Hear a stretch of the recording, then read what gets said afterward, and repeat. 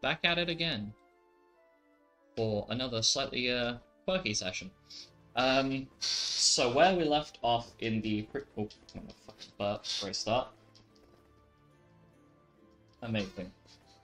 So where we left off in the previous session, the party had managed to successfully survive the waves of sea monsters with the help of Rose and Clementine Mayflower, the two people that they were going to end up going to Zeliquin to find anyway.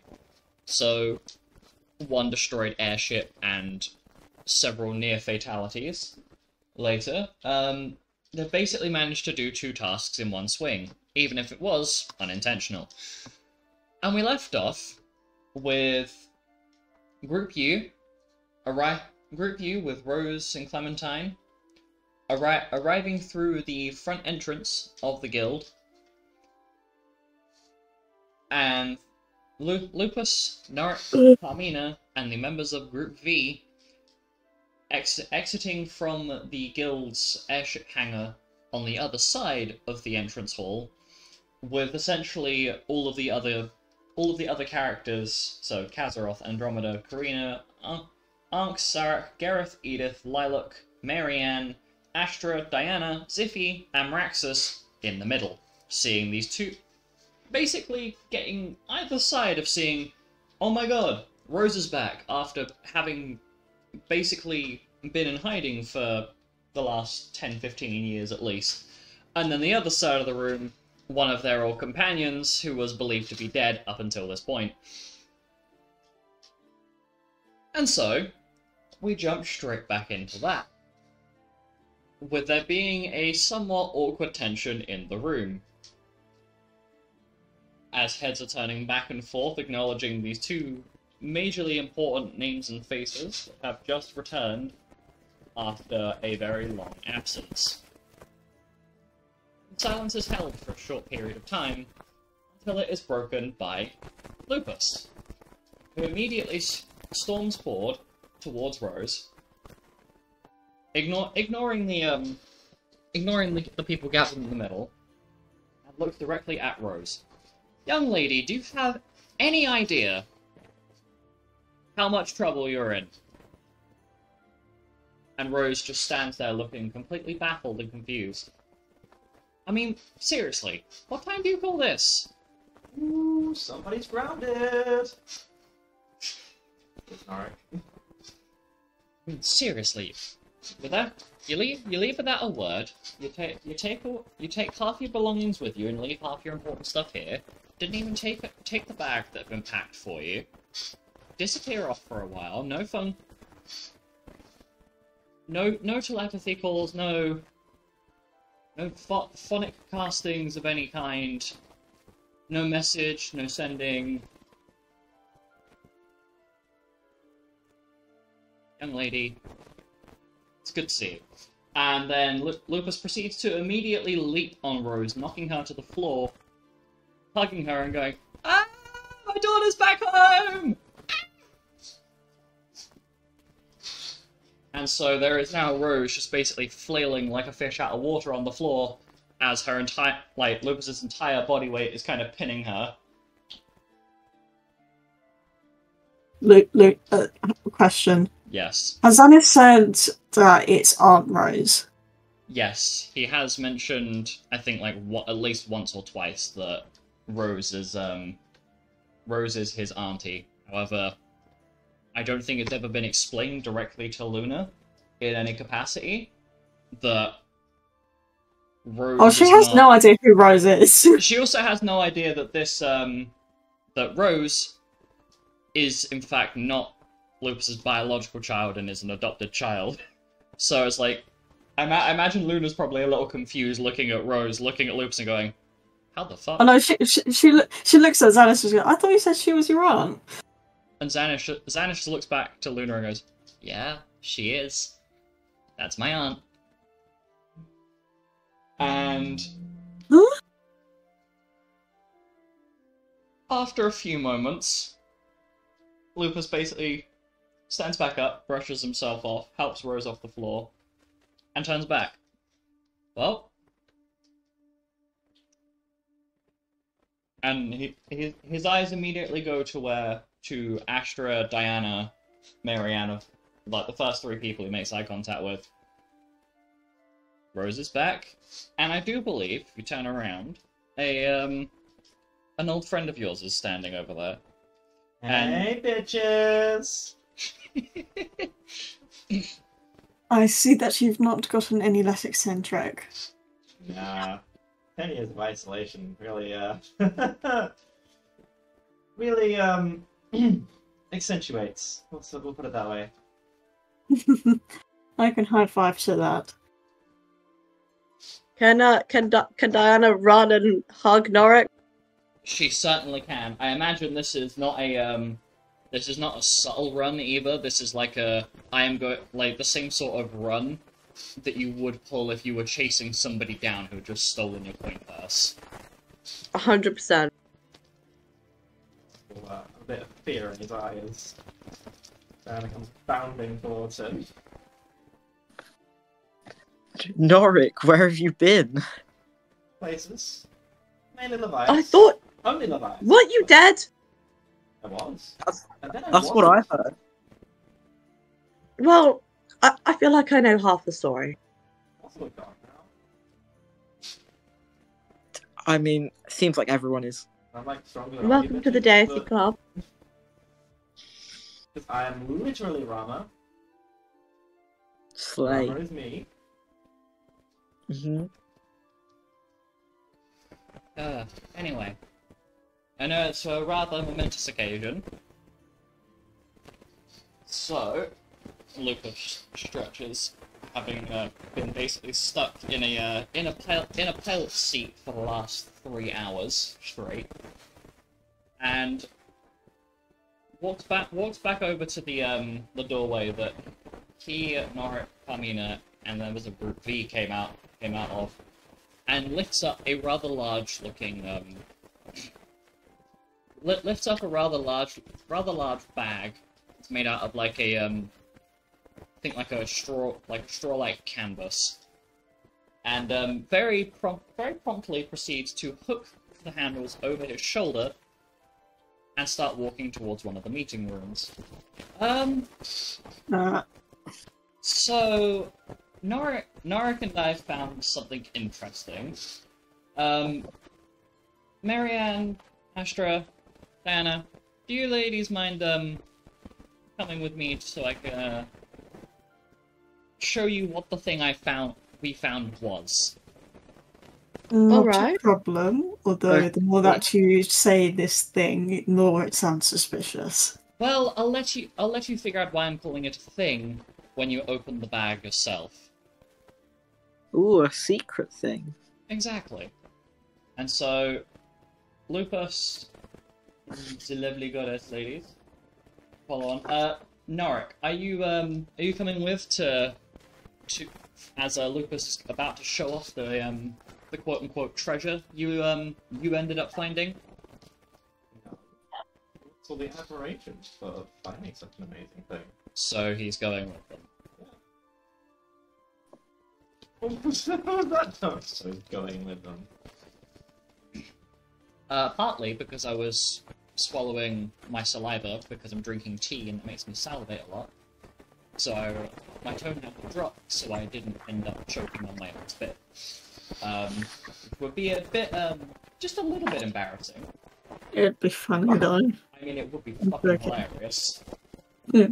Okay, so, Lucas, Diana, Astra, Marianne, Norik, Rose, and Zippy leave the room and go into one of the meeting rooms. Fucking hell. leaving the rest of the guild members. And leaving a brand new and unfamiliar face. To well, I say unfamiliar. Essentially, none of you really have a good idea of who Clementine actually is. Because you know, some of you have varying knowledge of who Carmina is, as she is quite a popular musician. You know, the lady in red. Her name is just kind of plastered everywhere. So it's kind of hard not to know who she is. However, I have absolutely zero, and I mean zero clue, on who the fresh hell, Clementine is. Like, this is just a rando person. Wait, are they?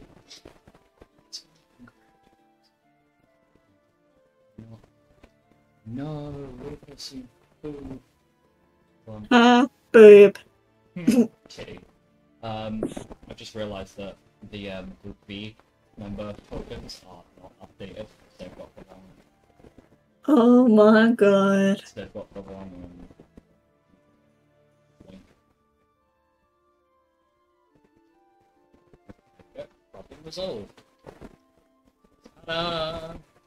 So. Even I don't know what the difference is. There's not a difference visible for you, but they had the wrong HP and MP totals. That was the only thing, and I was like, Ah. I see that and it bugs me. So, the people remaining in the main room, you end up basically gathering together in various spaces, you know, interacting with one another and basically sharing the details of your eventful trip there, and then the trip back. Meanwhile, we're going to focus on the interesting interaction that's happening currently. In the little meeting room where Lupus, Zippy, our lovely goddesses, God, Marianne, and Rose are currently in the room. Lupus places down this large canvas bag on the table, however, leaves it closed. So, on our way back, we were informed. Zippy, my dearest, informed me that there had been news that the airship that we had sent Group U back on had been taken out of the sky.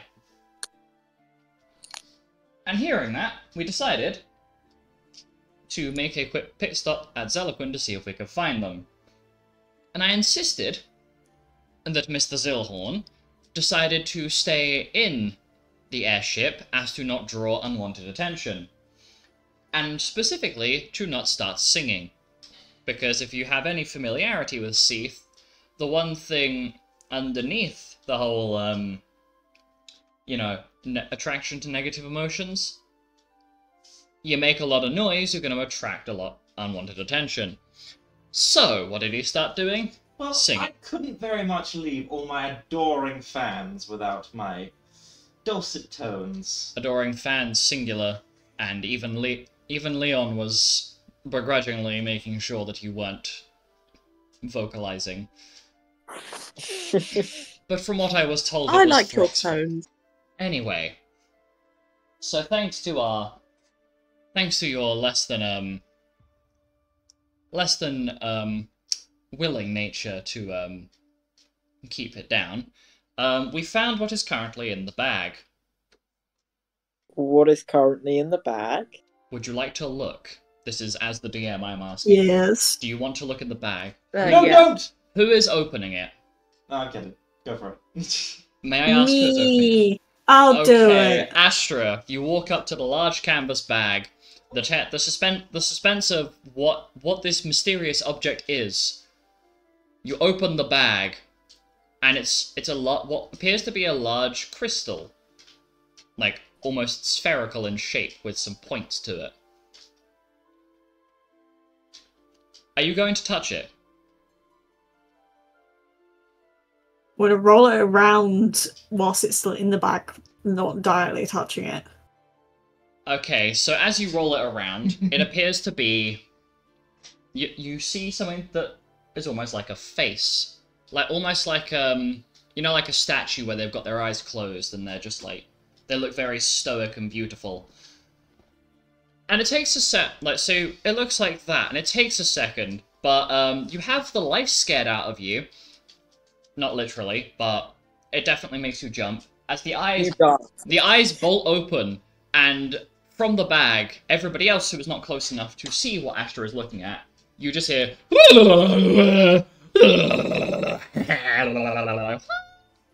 come out of the bag. What? What? I will look. What is?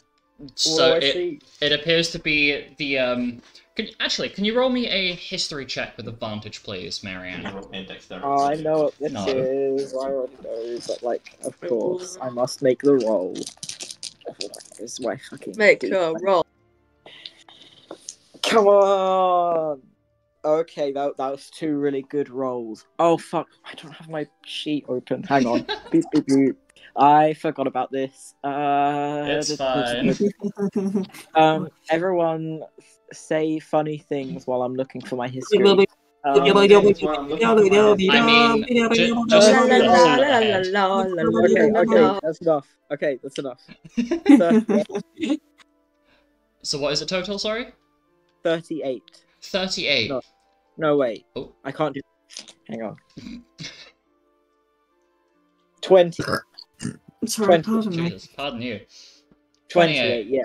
Yeah, you I'm fucking stupid. You very much recognize what this is. You're currently staring at the crystallized head of the woman you spent most of your early womanhood serving as your superior. In this bag Oh my god. is the head of Lady Elizabeth Dalius. Oh. Oh, I really wish you had warned me, Lupus. Great. Fun. Lupus just kind of frowns a little bit. Well, that's exactly what I thought when Norik was kicking this mound of sand because it was making a strange noise and disrupting his performance, and then pulled this out the ground. And I'm not gonna lie, He kind of wanted to kick it too. Oh, no, not entirely. Lady Dalius was just buried in the sand? Well, yes, because we took the head off, and destroyed the body. But to properly kill the Seath, you have to you have to destroy the whole thing. So yes, Yes, no, I understand that, but how did it get there? Okay, I take my big sword out. Are we doing this now or? No.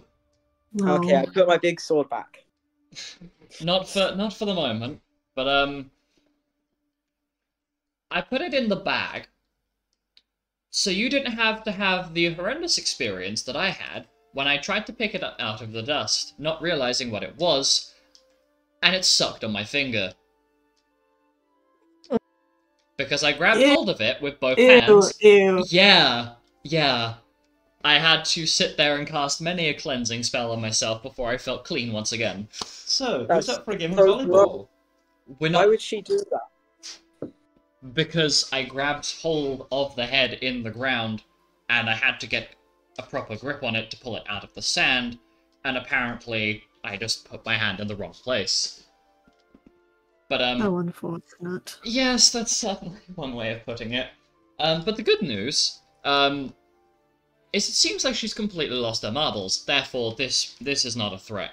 And I'd like to point out that the entire time this conversation has been happening, you know those fun, stupid little sounds that I made into the mic that sound like somebody having a brain fart? Just the sort of thing. That's been happening the entire time that you guys have been interacting. I zip up the bag. And now it's just muffled. Yeah, that's horrendous. Yeah, imagine... I hate everything about that. Yep, so did I, which is why I punted it several times before I put it in the bag. Can I punt it several times? You're more than welcome to. Yay. Later. Catch. Are you throwing the bag? I might be throwing the bag. Who are you throwing the Okay, bag at? I will catch it. Marianne. Marianne.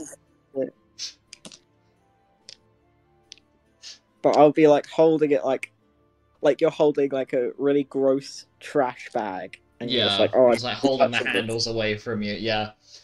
So you Like- you catch the bag. I'm not going to get you to roll any checks for that. It's not a difficult thing to catch. Imagine if I failed. The bag just Someone hits you. pelt it into the wall. I want to roll just in case. Sure. I threw it on the ground. It's fine. I have amazing like acrobatics or whatever. So It'll be a sleight of hand because it's a Okay. it'll be fuck. yeah. It'll be a sleight of hand because you're trying to catch a thing. Oh. Well, let's 20. hope that's amazing as well, or you're going to have Lady Dahlia's vomit on you. Is 20 enough to catch it? 20 will be enough, yes. So you Thank catch. fuck. That's a natural 6. So you catch the bag and you're holding it away from you, and in spite of everything, there's the one person who is giggling at the sounds coming out of the bag is Rose. She's barely holding in the laughter. She's just standing there with a big fucking grin on her face the entire time, trying so hard not to laugh. And Lupus very carefully takes the bag from Marianne.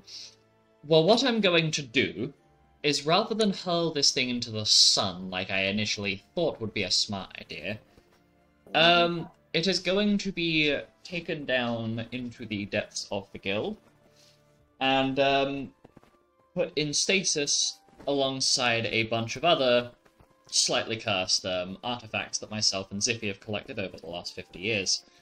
Why don't we just destroy it? Because there's something that may prove important with this thing. Feel like sharing? Sure, why not? So, one of the, how would one put it? One of the very big and important things that myself and Ziffy discovered whilst trying to explore parts of the Clockwork Ruins is there is a very particular door down there that requires the energy of a very powerful soul, specifically a very corrupted soul, to open that door. And well, the key is currently in this bag. I see. At least she'll be useful for something. Wow, finally. I know, right? And at this point, Rose just starts full on belly laughing. Something about the entire situation is just very comical to her. So, Ziffy dear, if Yes? you wouldn't mind coming with me to unlock a couple of the doors down there, because, well, you know how they function. And For the House of Fun. that's certainly one way of describing it. Yes. Okay, enjoy the enjoy the just have this. You'll like that, go ahead. Yeah, I was about to say enjoy the head, and then I heard it. Did Ziffy actually come out with that? He's getting a firm thump in the shoulder from Lupus.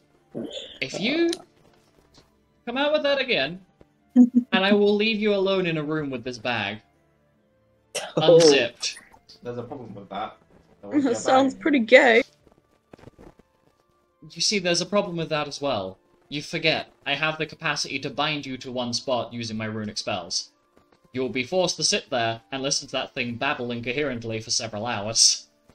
Which would be funny You at have first. You have the ability to what? That's so... Stop. Sorry. Lupus, Terrible. at the moment that Marianne comes out of this, Lupus waves a hand, and these phantasmal chains seem to appear out of thin air, and then disappear, as quickly as they manifested. Yes, quite simply put, it's normally used for having to deal with out-of-control lichens, or a certain bastard over here, when he ends up going low, and he's not taking any sort of responsibility for not destroying half of the guild hall in the process of trying to find something. So if he gets low. How low? Lower than you can go, Narek.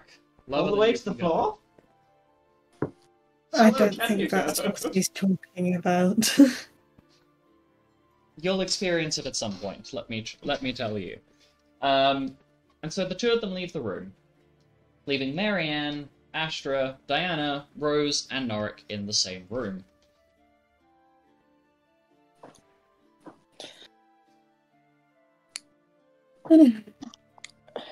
Well, I didn't expect to see Lady Darlis's head so soon. So soon, you were expecting it? These things always come back around. For God's sake, Norik is standing next to you. I thought it would be in the bottom of the ocean or something by now. Oh, far away. Shame that it isn't, really, but... Rose scratches her chin for a moment. Well, dear, it would make sense that it was somewhere on Zalapin. I've been told that Arcadia has a habit of dumping dumping magical waste on Zalaquin itself, so that they don't get they don't have to spend gil to dispose of it in a normal manner. Anyway, Well, I don't blame them, but Bruh. still. Rose turns to the other four in this room.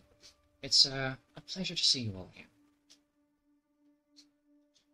It's a pleasure to see you too, Rose. Yeah.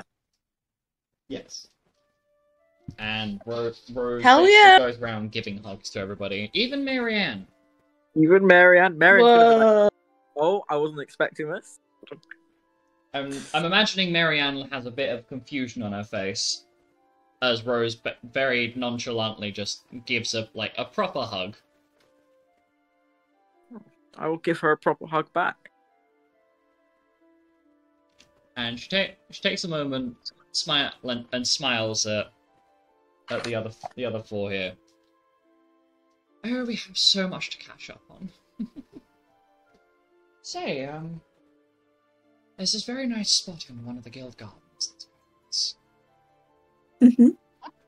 And, Astra, there's a couple of unique herbs I found on Zalapin to make tea with. I've made it myself before for me and Clementine. I think you'll quite like it. It's almost got like an... Have you ever had a blood orange? Yes. Well, when you put the herbs together in the right way, they kind of taste this like a slightly zestier blood orange. Not to mention a wee. I meant to say tea! No! Yay! Yay!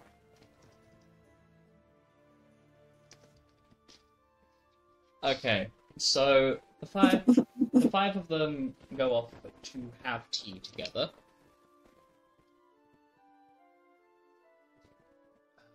Brain cells, come on. And during this time,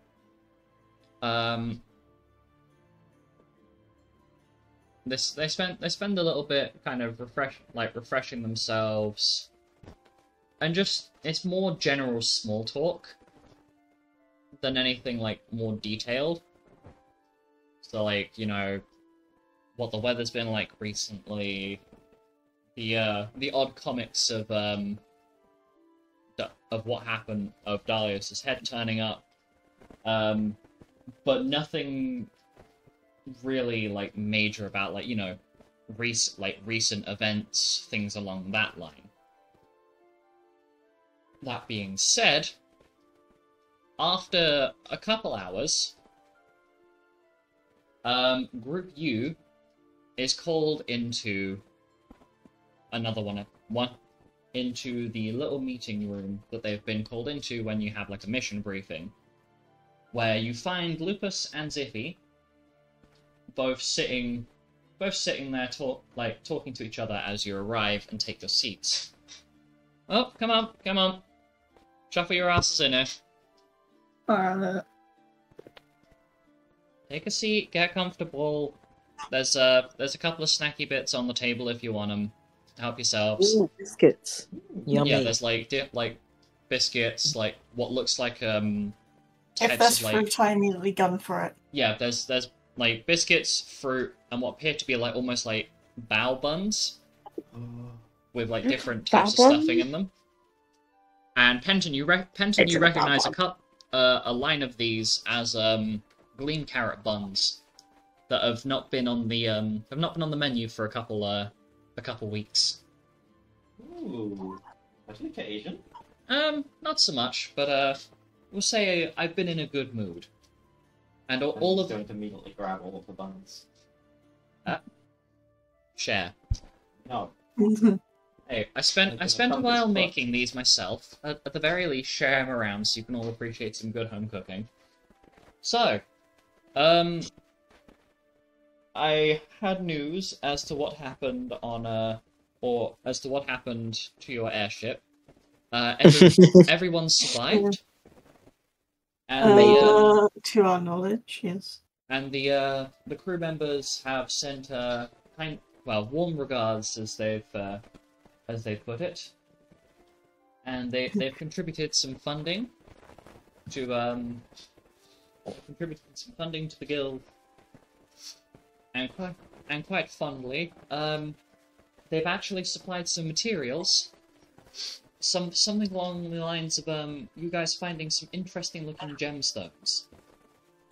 Yes. Oh yeah. Very, very cool. These thingies, as that's probably a little bit muffled, as Luna probably has a mouthful of grapes. More than likely. So they're placed out. So Xanis ends up relinquishing each of these gemstones from the party and placing them down the table. So Lucas can have a little look over them. Okay. If you give me a little bit, what I can do, I can fashion some new weapons from them. Something that's a little bit more functional. Although that's me. I don't think I'll be making anything weaponry-wise for either of you two, as Lupus looks to Alice and Aurolus. And that's purely because your heirloom weaponry, or heirloom weapons, are more than likely going to be far stronger than anything I personally would be able to create. But I'll see what I can do. So, tell me, what exactly happened to the airship? I know it was struck down, but... Ooh. There were these massive something red was- eyes. The creature. But there were multiple eyes. The And it was- beast that I didn't specify a that number. Serpis. They were green. They were green. They were, in fact, green. Yeah, Speaking Serpis of the was riding a huge thing and underground, and then they went away. Lucas looks a little bit baffled, but takes a second to kind of I connect was the dots. just as baffled. So, I And I have was- no idea what Alex just said. It was. And then It we was were a baffling surrounded by experience. and then Serenpass was there. That's his name, Serenpass. I was like, Oh, And I can't really recall um, Serpis. there. Lucas's eyebrows raise the moment that Pension brings up Cass. Really now? Yeah. And what became of that situation? Rose. Cass isn't about Lucas looks to Zippy. kind of looking at the sky and scratching his neck. Lucas looks at Zippy. And there's a... They're both kind of silent for a moment. And Xanis kind of turns to the rest of the group and kind of just mumbles something about them. Xanis uses your telepathy phone to kind of point out that this is normally what they end up doing when they're talking to each other via their own telepathy. They kind of just sit there silently for a minute. And the only thing that really changes is their facial expressions. And it seems like a very intense conversation, but it seemingly ends with Lupus frowning a little bit and Ziffy beaming from ear to ear. in a somewhat sadistic Like sense. Alice in Wonderland. Yeah. Yes. Right. I So think it counts that much. so Rose took out Cassandra, and you fought Pass. Did you Yeah. kill him? I No. wouldn't call it a fight. He just like fucked people up a bit and then left. Before them, I just think it's there. Ah, I see. I don't think we could have really fought him. No. I'm not gonna lie. You tried. I'm imagining you weren't really able to land even a scratch on it. I tried. Yeah, But you did try. did you succeed? No, No. badly. Did twin casting and everything. No. Well, that would make sense. And you mentioned that the several pairs of green eyes, you say? Yeah, there was just multiple. So when we got to the engine room, it had already been partially destroyed. Well, and what was his name? Edward? Yeah, Edward. I've already forgotten the last name. But his father was called Sid. Oh, Edward Ordox. Yes, Yeah, he's that been, one. He's been helping around our aerodrome recently. Yeah, he was fixing up the secondary engine before he went to evacuate with the rest, and then the ship was hit again, this time blowing the engine room wide open, letting us see the ground. I saw all of these figures moving around. I think they were the Seath, but then there was these big green eyes, and then we got shot again. We did our best to try and protect the engine, but to no avail. There is a rather intense expression on Lucas's face as he kind of does like a circular motion with one of his fingers. No. Roll that shit back. Green eyes. How many? I don't fucking More than there should remember. have been, probably. Yeah, there was definitely more than just two eyes. Yeah, I wasn't focused on the eyes. I was focused There on were, the fact that it was there were giant. 4 eyes. Yeah, Oh, it was. cards in the sky as well. I think they're related. The moment that you mentioned the cards and the fact that you Oh, the read, cards. it seems like there were in fact 4 of them. Lucas stands up. Zippy's Cheshire Cat-esque grin fades off of his face and becomes one of genuine concern. Whilst Lupus basically individually goes to each of you and very, very tightly hugs each of you before he sits back down. Should we have died there? It's good to see you guys back alive. That would be a yes. You encountered the Lillian Beast. Those Uh, cards are one of the many abilities that she pulled the last time that myself and the guild members as of that point fought her. And let me tell you, the fact that you're alive right now is either there must be something extra that they're pulling here, because it doesn't really check out. Yes, Pass didn't really seem to have any intent to actually kill us. no. It was more like he was playing with us. Let's see. I imagine he was probably. That's his wrong fucking voice. I imagine that he was probably observing Cass. To be honest, I mean, the whole setup was obviously an ambush. See.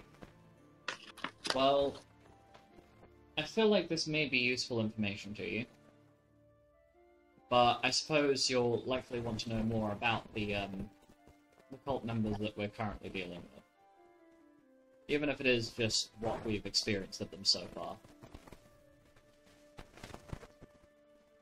So, Yeah, I mean, knowledge is power. So if you'd like to know more, I can share. However, I don't want to overload you. You have had quite the hectic 24 hours. say the least. And so, what Lucas does is he mutters something to ends up muttering something to Zippy in Runic, because the words spoken almost seem to carry a significant weight to them. You kind of see Do I Vicky, get- like, do I know ponder, what he screw his says? face up, try and remember what you've said, and then like you get like another recognition. The answer I- would be no. Okay. Whatever is being spoken is intentionally being spoken in a manner where, because you can see, like, I won't make you do a perception check for this, but Alec, you can actively see that Kay is trying to do the exact same thing as you, and figure out what what's being said. And it seems as though the two of them are speaking in such a manner to avoid being overheard, if you will. Zippy leaves the room, comes back with a folder, and Lucas essentially takes out some images, or like some sketches, if you will, places them down the table. So, there are 3 big leaders here. You have Serenpass, who you've encountered, his son, Renbus, who was one of the ones who attacked the guild on the day where Orion met his fate.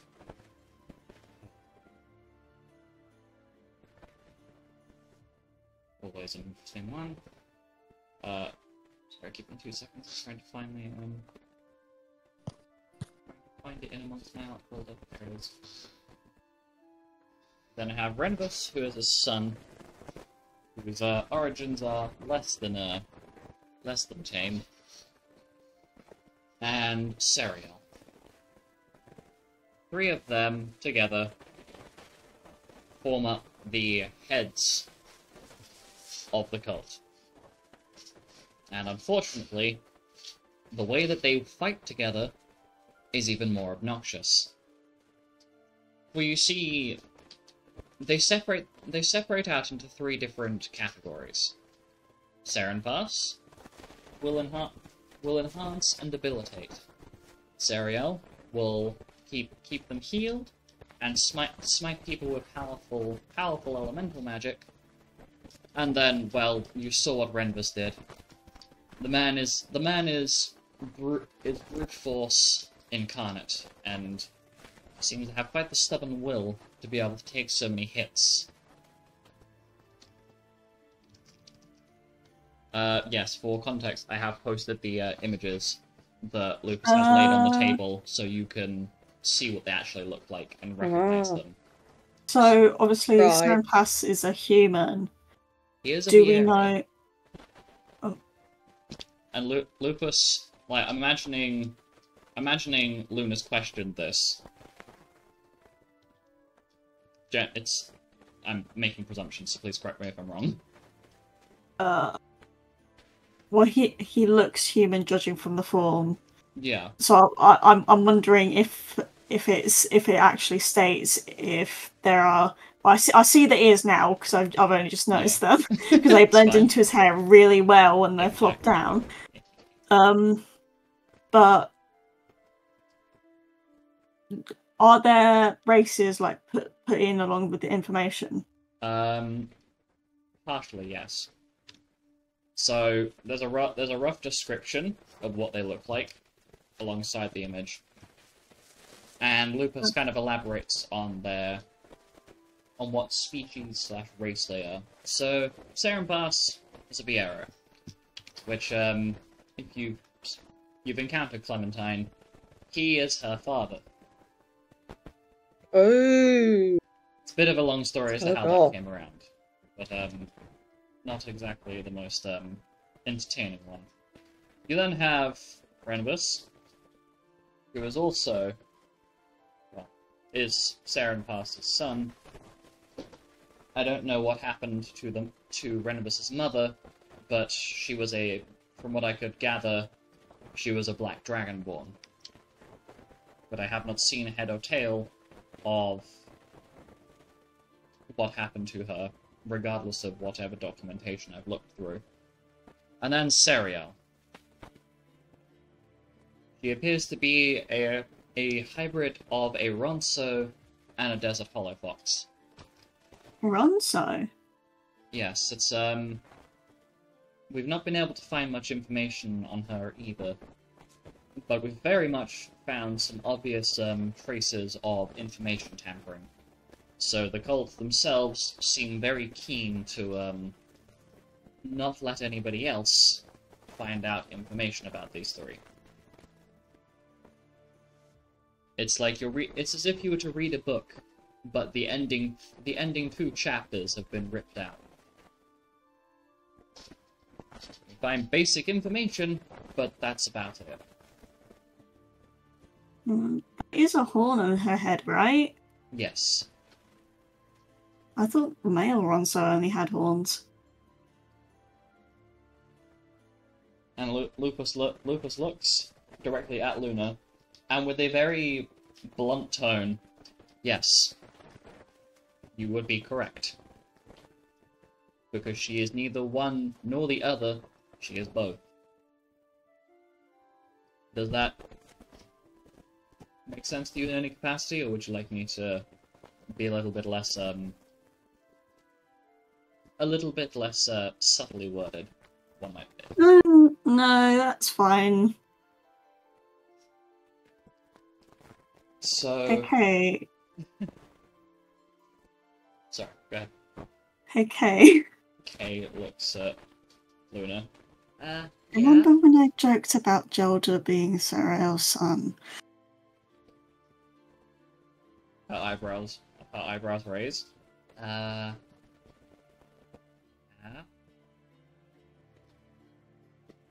Do you think she actually could be if she's fused with the male Ronso? The whole revelation kind of takes a few minutes for Kay's brain to process. Like, she kind of...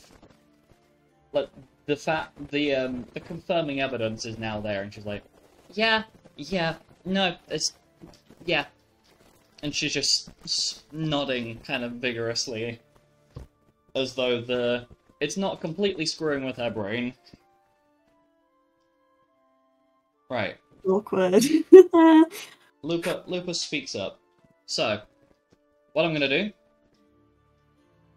is I'm just gonna essentially wrap up any details, just get you guys to give me a short form summary of what happened so I can make notes. And then what I'm going to do is we are gonna have a few days at least of giving you guys some respite. Okay.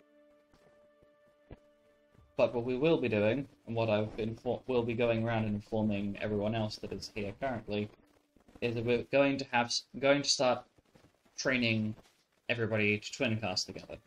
It may prove very useful during the final encounter. So I suppose prepare yourselves for that. Now then. Are there any questions you have?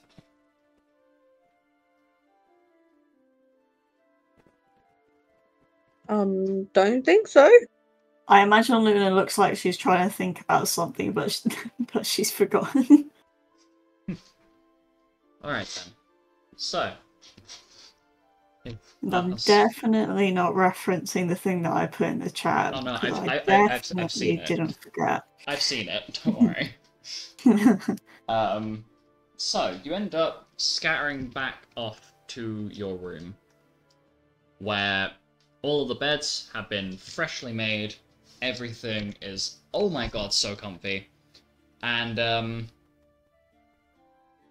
you end up sleeping in, and the next day, nothing eventful happens. You're given basically a full day of respite.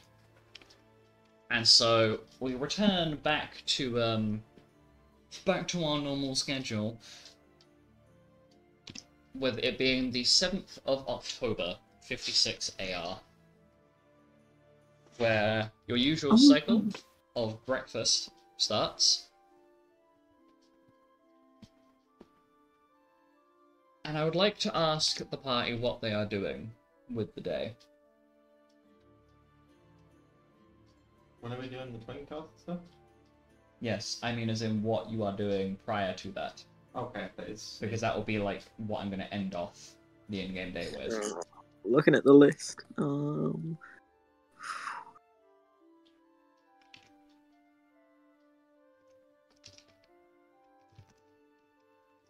Ooh, Kazaroth. Let's do it. Yeah, I'm gonna look for Kazaroth.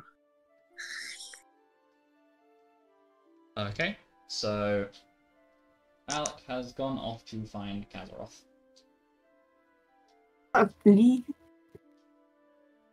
What are you doing, Luna? That was an invitation to ask me. I just misspelled something. Oh. Alice. What are you doing? Does anyone want to chat? Let me have a look at... So... Alice interactions, what else we got? Ironically, I think it's just Alec that has an interaction with Alice. Yeah. Oh no, Letizia does, but Letizia isn't here. Yeah. Or anyone want a twin casting sesh? Don't worry, I will be compiling the twin casting into one big everybody in one room. Oh, Don't okay, worry. don't worry then. It's all good. In that case then, I have an idea. I will come back to you in a moment. Okay. Luna. I guess I'll go talk to Kay. Pardon me, You are Jesus pardoned. Christ. You are pardoned, madame. Oh, okay. I will wait until Penton returns to do anything relating to that. So... Alec, you have gone off to find Kazaroth. And Yes. after a while, you do find him, as he is in the library reading through some of the novels that are in there. And as he's put a couple back on the bookshelf, sat back down, and that's when you arrive. What are you interacting with him about? Kazaroth, I have a business proposition. Kazaroth's eyebrows raise. What are they called? The duck things. What, the porcelain duck statues he's making? Yes. Those. Yes. And what would you be making of those, sir? What about them? Fun. Okay. I want to greater vanish all around the guild and put these things everywhere. Kazaroth just shakes his head and looks at you. You do realize that this is not the first time that this concept has come around. I have attempted to try and do this before with Superior Vanish, as my method of hiding things. However, when you're dealing with two people that have deific sight, specifically one of which who is always hiding around the guild in such a manner, you would have no luck hiding them. Yes, but the difference is there are two of us now. And there are two of them. Then it's even. And what Kazaroth does is he taps a finger down on the desk, and there's like a grayish black pulse of energy, and as it hits the walls, you see a buttload of runic symbols and letters and stuff basically briefly appear on the walls before they disappear. As genius as the idea to hide them might be, all it takes is one pulse from the third boy, and they are all visible. Believe me, the number of times I have tried. And he, like, flicks his hair over his shoulder to get it out of his Someday, face. somehow. I mean, but they're all relaxing now, which means it's our time to strike. Kazaroth lets out a rather mischievous chuckle. Your guildmaster? Relaxing? Please. You must be joking with me. You don't Yeah, you're genuinely right. believe he would relax with me in the building, considering how many necromantic and cursed artifacts there are just begging to be studied, just hidden away in this building. I will come up with another plan, and I will get back to you. I would certainly like to hear any ideas that I may or may not have already had. Off you shuffle then. Okay. And I will go away thinking.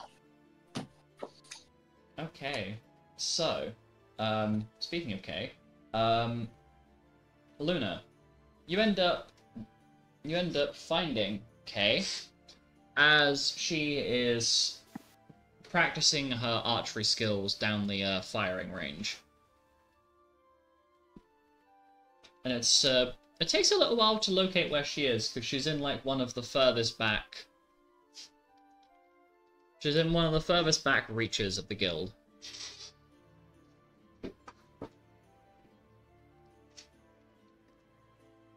But you find her, and she's practicing her archery from the looks of it.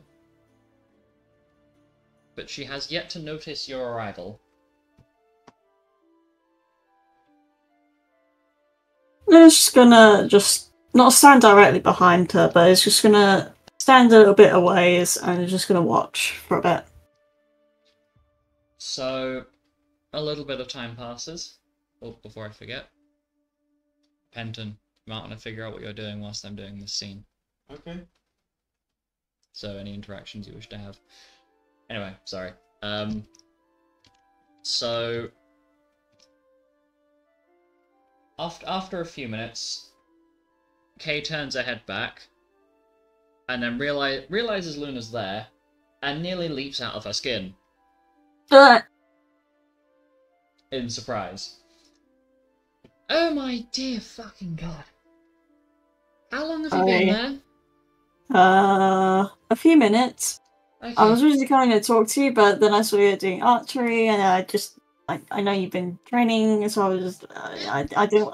Yeah, it's perfectly fine. I just wasn't expecting anybody to be, you know, around this bit. What's up? Yeah.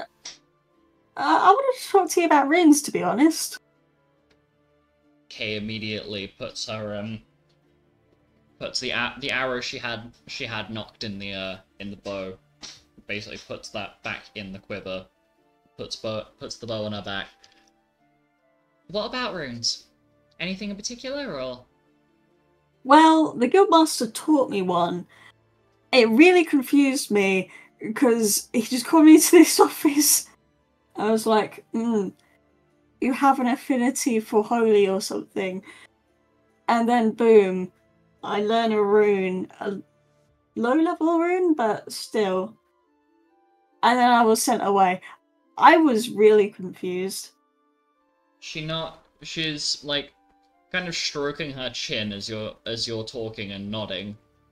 Like she's having like an introspective thinking about what you're telling her.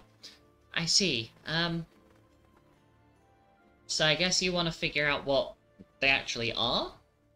Or like what he meant? Yeah. Well, yes, to both. So I guess the best place to start is what your first question is. Make it a little bit easier. Yeah. Okay. Well, I guess we could start with the what he means by the affinity for light. So you're a silver dragonborn, right? Yeah. So your body is more naturally inclined to be more reciprocative to holy magic. So when it comes to runes, you'll find them a lot easier to learn them. have you noticed that I have the same thing? A lot of the spells and runes I use are a lot more angled towards one thing. And it's a lot easier for me to use some things than others. It's a lot to explain, but runes are basically a very ancient primordial type of magic. We have our modern day spells, like, you know, what you've probably used a couple times while practicing to see what works and what doesn't. Good. As Luna goes past the spell, Goodberry. Yeah, like that. So runes kind of work a little differently. Because instead of using, like, pulling upon like, the weave that Minerva maintains, that makes magic function, runes more use the power of, I guess, your life energy and your soul as, like, the source of, like, as a source of power. You are essentially powering the spell using yourself as, like, a conduit, if you will. Lupus, I'm sorry for interrupting. So I rolled the 2d4 for the Goodberry, yeah. I see. I look to the right and I see 2 ones. Damn. So Kay proceeds to basically continue explaining, and she summarizes it as though, like, the best way I could describe it for you is essentially whenever, like, when you start trying to learn runic spells and picking up particular runes, some people have a better affinity for certain ones, and she uses Alec as an example, and that his tiefling as a tiefling, his infernal heritage means he is more attuned to fire, to the elements of fire and shadow when it comes to runes. And she then basically goes on to explain that because Luna is partly a silver dragonborn, is part of the reason why she has a better affinity for light, or holy magic specifically. And she explains it a lot more intellectually than I'm choosing to at the moment. Like, this very much seems to be one of her deep interests. And as she finishes, you know, rattling off the details to you, she takes a moment and smiles. So, yeah. I imagine it's quite a lot of information to take in at once, but... Man. That's complicated. Yeah, it's a lot easier to think of it as you've essentially gained the capacity to turn yourself into a nuke if you try hard enough. Oh my god. Yeah. It makes a lot more sense that way, doesn't it? Yeah. I mean, maybe at some point, once I've picked up some more holy runes, I can try and teach them to you. Might find it a little bit easier. Cool. Yeah, that'd be cool. Yeah, it might take a little while though, because I've only really mastered one on my own, and that was a bit of an accident. Was that the one that we saw in the ship? Or She was that? She shakes her head. No, the whole the one with the big glowy wings, right? Oh yeah. That wasn't intentional. That just kind of happened. The whole thing with the other one as well. And she proceeds to basically explain that the 2 runes that she activated during the defense section of the Holy Night Heirloom, Scathing Starlight and Eternal Beacon of Starlight, both of those activated completely unintentionally on Kay's part. But she then teaches you about, she talks to you about the time where she activated Celestial Flurry for the first time, and when she was trying to figure out how that worked.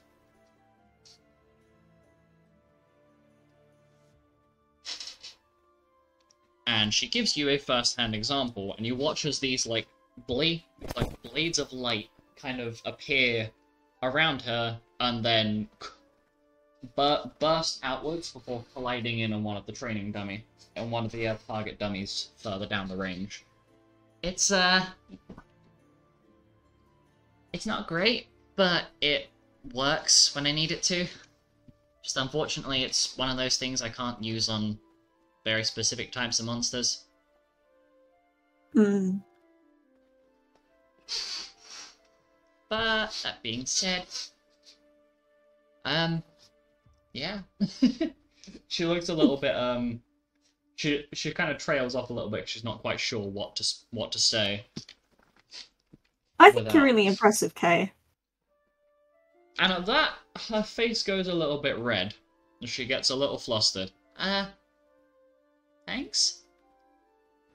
I'm not quite sure how to respond to that. Yeah. So, you want to do some more archery? Yeah, sure. I've been pondering the idea of seeing if I can get my bow upgraded. Because, this one's a bit, not flimsy, but it could certainly be a bit stronger. Like, enchantment-wise? Yeah, pretty much. Any ideas what you're planning to do with it? And I imagine at this point, Luna will probably start talking bows with Kay. Yeah, and the two of them will probably continue to have a chit chat about it, and the mention of potentially seeing if she can get one of the Seath gemstones that you brought back with you, seeing if she can have one of those utilized to make a better bow. And as the two of you are having your conversation, I'm going to just plonk you together. Penton, have you decided what you're doing? I think he's gonna go have a talk with Ankh. Penton's gonna go and have a chit-chat with Ankh. Okay. So, Penton, you have gone off to go find Ankh.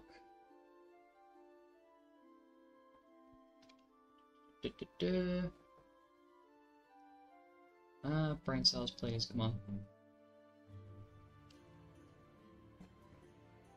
Okay, yeah. Meanwhile, Alice, this is the one I'll start with. You end up being approached by Mado. Okay. Hello, Mado. Hey, so. Yeah, and Mado puts his hands together, and like he's almost like you would for when you're praying or like begging. I might need your help now. Oh, what's up?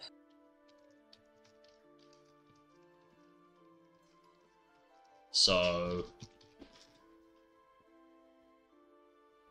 I've been talking to Meraxus, right? And Yeah. well, suffice to say, I kind of like him a lot, but I can't muster up the willpower to, make the move. So I was wondering if you'd want to be a wing woman. Okay. Let's do it. I'll set you up. And so Mado basically puts up a hand to high-five Alice, but make sure that he puts his hand low enough so you can actually reach. Because remember, he's 7'2", and you're like 5'6", if memory serves correctly. Wait, is Alice 5'6" or 5'7"? I always forget this. I think she's 5'6". I'm going to open your sheet and take it. Yeah, 5'6". So. Yeah. Wow. Not 4'10". 4'10" in the spirit. Agreed. Not 4'10" in spirit. I give tall energy. Thank you very much. Gonna contain the little snort I almost let out there. So, Alice, you go with Mado and end up encountering Meraxus, who is testing out the strength of one of the axes that's been left in, like, what's seeming like a lumberjacking area of the guild. Like, for chopping up firewood and whatever. And Meraxis is in there trying to testing out the axes just to see what they're like from the looks of it. And despite the fact that this man that you're being the wing woman for is a solid 1'10" taller than you, give or take. I think I did my maths right there. If I didn't, then whoops. No, it's a foot and 8 inches in height taller than you. And built like a fucking brick wall. He is getting flustered and all shy and embarrassed like a schoolgirl. Like, that, the stereotypical. Emotional support. I know I'm going to give him emotional support. And Mado looks at Alice, looks at Meraxis.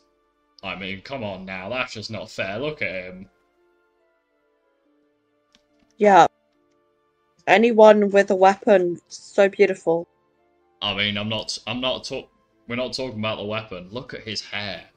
And as you watch Meraxis swing down the axe, his do you actually? I'll post his icon just so you can have a quick refresher on what he looks like. That's where my icon went. Oh my god, I'm fucking blind. I've been looking for a particular bit of artwork and I just spotted it right next to the thing that I've been opening repeatedly. Lol. I'm a fucking genius. So this is currently the map. This is the guy. And every time he swings the axe down, his hair's kind of fluttering all over the place. And He does have pretty epic hair. I know, right? He's fucking... Oh. Maybe we should go compliment him on his hair. Hey, Meraxis! And as you call Meraxis over, he kind of, with his free hand that isn't holding onto the axe, runs his hand through his hair, pushing it back so it's out of his face. Looks over, sees Alice, and then the slightly nervous wreck that is Mado. Hey, come, over you come. And he waves you over. What's your Oh, sorry. What's your hair routine? Yeah, routine. Yeah. I'll wash it. That's about it. You don't use that 2-in-1 stuff, do you? Nah, just hop some warm spring water and that's about it. Let it dry out. Yeah, dare I say that's even worse. Okay, wow, Hey. I love your hair very much. And I'm quite jealous that I can't just do the same with mine. Well, and he takes out like this small vial from his backpack that's sitting on one of the logs nearby.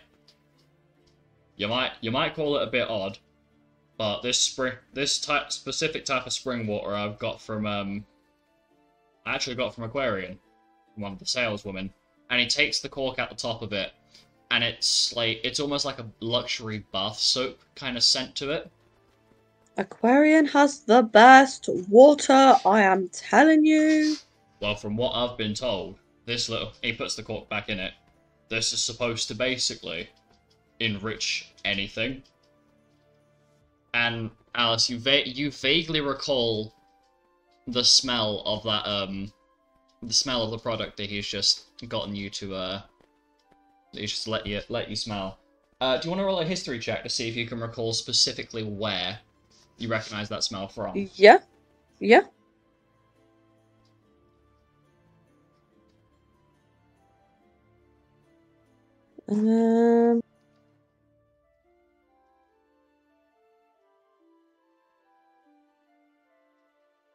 Yo, my history is minted. 51. 51. Yes. You do, in fact, recognize that smell, because it is the same smell of the bathroom steam when you've gone in there, when you go in there after your mother has been in there. It seems like the two of them use the same hair products. That same magical spring water. And you recognize that because the amount of times where you've walked into like the bathroom and it's everything, all of the mirrors are steamed up on like the days where you've wanted to brush your hair and put it up in a ponytail or your previous buns and whatever, you've not been able to see because the mirror has been fogged up. It's kind of like a little childhood flashback moment of, oh my god, I'm so glad I don't have to deal with that anymore. But also, it smells like home. So Meraxis, So cute. Meraxis takes out a couple extra vials from his bag and passes them to you, Alice. Well, you're welcome to have a couple. I've got a fresh supply that I picked up before I came down here. Now that is home. So, Akami looks like he's about to turn into Jello. Meraxis looks at Mado, who is just a flustered mess.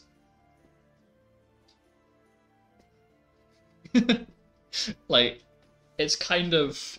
Despite the fact that... Oh, fuck, right, I should probably give you context here. So, you know how tall Mado is, right? Yeah. Well, oh, where's the sheet? Did I not open Meraxis' sheet? Or have I just... No, I just fucking forgot to open it. Hold on. How do I do this every time? I've probably already got it open somewhere, like, right next to the most obvious thing. But, Meraxis is 7'11" in height. So he's about an inch shorter than the typical maximum for a medium creature. So, hold on, I need to give you an example. So 5'6" versus.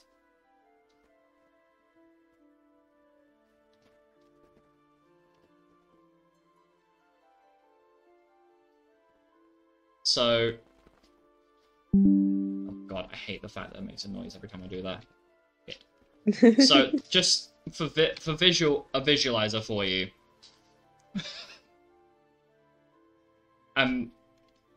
Yeah.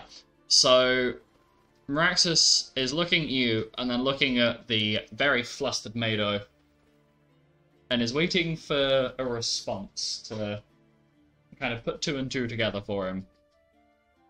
Mado looks at you, Alice, and there's almost like the look in his eyes is almost like a pleading for help. Like, he is a flustered mess. Doesn't know what he's doing with himself. He's doing so well. And so... Well, look, your hair is so lovely, and I'm so glad that that you were able to talk about that. Do you want to hang out more Yeah, don't say why not. with the two of us specifically? Yeah. And then Yay! Mado takes his helmet off of his head and starts playing with the horns of it. Looks at Meraxis and speaks. I was like, so I kind of like you. Don't know if you want to go and hang out in the town for a little bit. And for a brief moment, there's Mado's flustered. Meraxis is just smiling. Well, thought you'd never bloody ask. Come on. And Alice, you just basically get to watch Meraxis basically drag Mado away by the shoulder. It's like arm hooked around, and you can hear Meraxis talking about all the places in the town he's wanted to visit. Wing-womaning successful, I believe. Wow. Oh my goodness, that was bloody hell.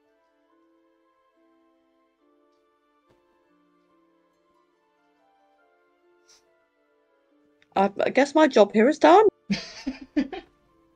So, brain cells. Okay, right. Before I get lost on what I'm doing. Okay, so you end up after that scene. You end up heading back. You end up heading towards the Colosseum. where Lupus had mentioned to basically gather together a little later in the day, and basically for you to practice your swordsmanship. As you have arranged to meet with Bill Sway sometime soon, and you want to make sure that your skills are sharp, so you can show off to her, especially with your fancy new sword that she has yet to see. However, we just slide over to Penton. You have managed to successfully find Unk. Not exactly an easy process, considering he seems he is rather capable of making himself scarce when he needs to. But you've tracked him down. You found him, and he looks at you. Looks at the door that you came through, which is the only exit to this room. Looks back at you. Yes. Yeah, I made sure there was a so. Smart move. I don't know if I ever did, but thank you a lot for help with dealing with Lupus. It was entertainment at best. Couldn't have done it without you, though. I had kept that. And much as you probably don't care, being an immortal, pretty much an immortal and all. Immortal. Please. Well, you're not gonna die, are you? You're everlasting. I feel like this is where one of your less mature mortals would make some sort of humorous joke there. Well, but no, I am very much mortal. Yeah. I am destroyable, just not easily so. Do you require maintenance or you'll fall apart, or? The only way that I would cease to be is if I were to be disintegrated. Which, considering how much of an effort that would take, it won't be happening anytime soon. You ever come close? A few times, yes. Oh. So, what's it like to basically live forever? It certainly takes some adjusting to. How do you pass the time? Surely just everything gets boring. Well, if you choose to look at it that way, then yes. I don't know. I've got essentially an eternity ahead of me, owing to a blood pact between Lupus Ziffy and myself. So, Art's eyebrows raise with genuine curiosity. The normally expressionless man, very much changing his demeanor. what's it like to live forever? Because I'm gonna live forever. Well, I mean, if you'd like to not live forever, I could probably resolve that, but... So could I, but... I could not see you trying to raise weapons against Lupus or Ziffy. No, but I could raise weapons against myself. That wouldn't do anything, but... I don't really know how this thing works, to be honest. It'd be entertaining to watch, if nothing else. And Ankh has a rather dark smile on his face before shrugging and indicating for Penton to take a seat. As he's you've basically pinned Ankh into one of the back gardens that's normally used for gardening. This one specifically seems to be a type of desert fruit. As basically each one of these little little gardens is kind of like its own microbiome. So some of them are more desert-like, some of them are more swampy, blah blah blah blah. It's kind of interesting. It's like a little terrarium, almost. And Ankh kind of kneels down into the dirt, grabs a handful of the dirt, and just lets it fall through his fingers. There is one thing that you will definitely have to get used to, if you are to live forever. And that is change. Okay. Take the passage of time. We'll use your protector as an example. There is only one of the Black Fangs left. Sorry, Present Fang family. I have lived long enough to see every single original descendant, or the original of each sage, live, reproduce, and die. Some of which I've known very closely, others not so much. Does it become more difficult to make close relationships with people? Not so much. It's more of a... Whilst to me they may be an experience, to them I may have been everything. You certainly appreciate the weight and time that each person has. You may have infinite amounts of time, but you do learn quite a bit about yourself in the process. I suppose it's easy to become callous and cold. One person's time's up, you move on to the next one. Of a capacity. Or you see, an interesting little anecdote, if you will. I met your father. I met Reginald. And Benton's eyes widen. I've met his father, and his father's father. Back to a point where I do believe you're familiar with Mr. Emil, no? Vaguely? The tall twig-like man with the chronomancy magic. Oh, yes, sorry. I just should have used his last name. I met some of his ancestors. Interestingly enough, it seems as though it was never passed down that his family's thievery skills, using their chronomancy, they once worked under the illusory sage. It's interesting to see that that has not been passed down through either family tree. So there was a hierarchy? Wait, my family were... What? Your family had other people hired to help do dirty work alongside them. Whilst you may have the element of illusions and trickery on your side. Are we nobles? No, never nobles. More a guildship or a partnership. They would help your missions with chronomancy and being able to move through the different planes. And you would end up covering up tracks of their past and things along that line. There was a lot more to it, but it was a mutual bond of survival. Quite the interesting thing. That's like a pretty efficient system. Oh, it was. Why'd it fall apart? And Ankh just smiles, looks at Penton, and waits for him to connect the dots as to why Ankh is smiling. Okay, well, suppose I'm completely clueless. Well, aside from the fact that I got involved at one point, because they attempted to steal something very important and precious from my monolith. So you killed them all? No. That would belong to the man that I imagine haunts your nightmares. Tuck. Or the Tuck lineage. Oh. Because what happens when you have a fierce ginger-haired, green-eyed woman with a penchant for weeding out her competition,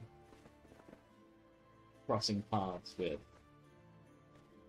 what is essentially a group of phantoms that once held great volumes of information.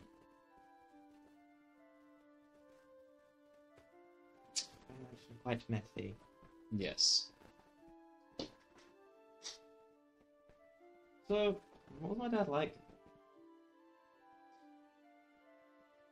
And am I anything like him? It's almost uncanny. Really? Though your father was a bit less successful in his hopelessness. Successful in hopeless. Oi! And Ankh gives you like a fanged smile. And it's actually at this point that you notice that his canine teeth appear to have some sort of mechanical enhancement to them. In that you have the normal canine teeth, but you notice that there is like reinforcement around the gum line. I don't say this a lot, so my standards are pretty high, but that's quite the mouth you got on you there. Wouldn't you know the half of it? Not that I've had anybody within the last 4,000 years that would ever catch my interests. And what might those be? And it is at this point that Ankh pulls out a slightly different weapon to what you've seen him with before. In that you're used to seeing his adamantine lance, which is the Anubian Impaler, with all the blades and stuff poking out of the sides of it. Mm-hmm. And instead, pulls out a rather strange-looking lance.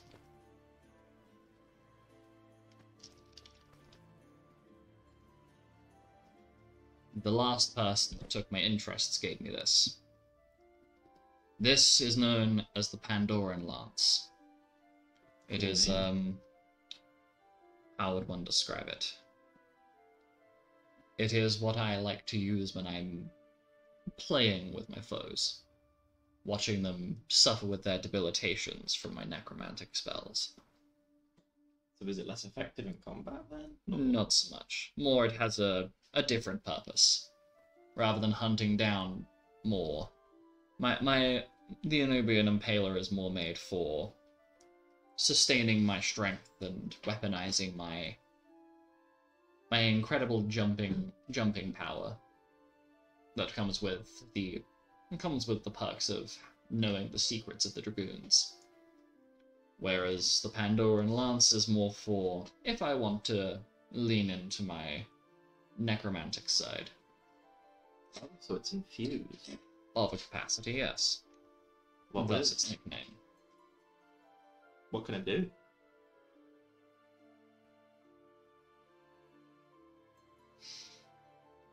And I'm going to let you just take a look at the section as he proceeds to explain some of the capacities of what it does. And he seems a lot more relaxed in communicating with you. As though the hard shell has dropped a little bit, and no, that is not a mechanics joke. Pardon me? Well, since I'm gonna live forever and I'm just keep getting stronger, I guess eventually we'll be on the same level, so And maybe you can show me what that thing can do eventually. This is where Ankh lets out the most soul-crushing, heartbreaking laugh in your face, to the point where you actually get like this like greenish colored fluid that is very clearly his saliva infused with whatever pariah juice is pumping through his fucking veins. And Penna just stares right through him.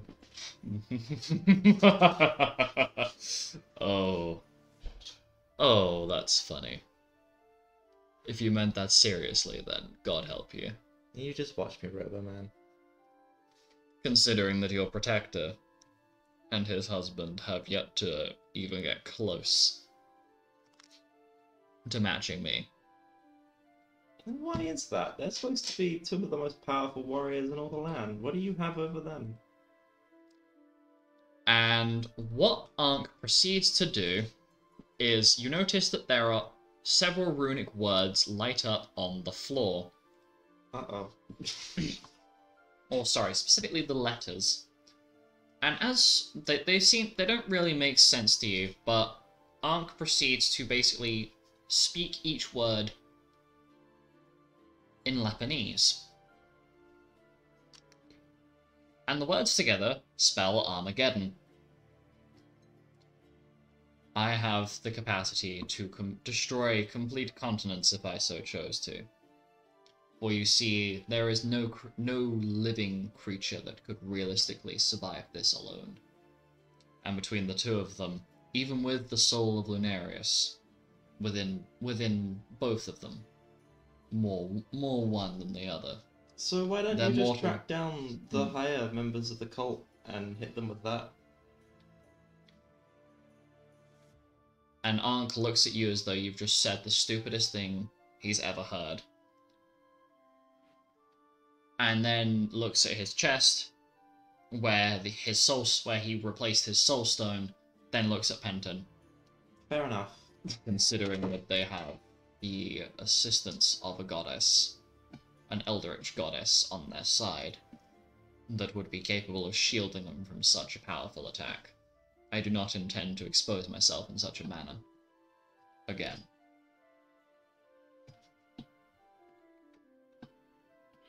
But don't worry, you'll have plenty of time.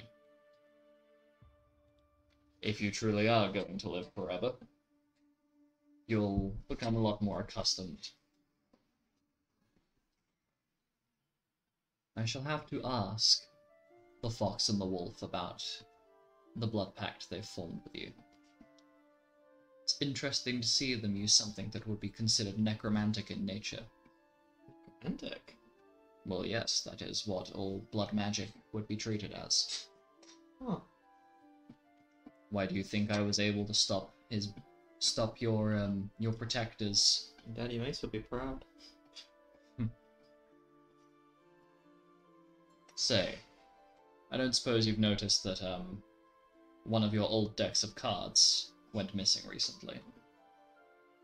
One moment. Oh. And Ankh is holding the generic plain throwing cards that you've kept on you. It would seem that one of my relatives has been quite interested in trying to find your belongings. You dropped this on your way out of the building. It fell seemingly dropped from the airship. Oh. Okay. And he tosses the deck back to you in its metallic casing. Basically, just tosses the case back to you. Penton takes it and starts looking through the cards to see if everything's... Yes, they're all there. Okay. Now then, I do believe that we should make haste to dealing with this whole casting thing that your guildmaster seems insistent on us practicing together for team morale. I mean, it is pretty useful. I suppose.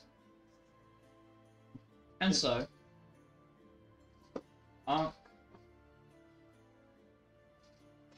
and Penton end up heading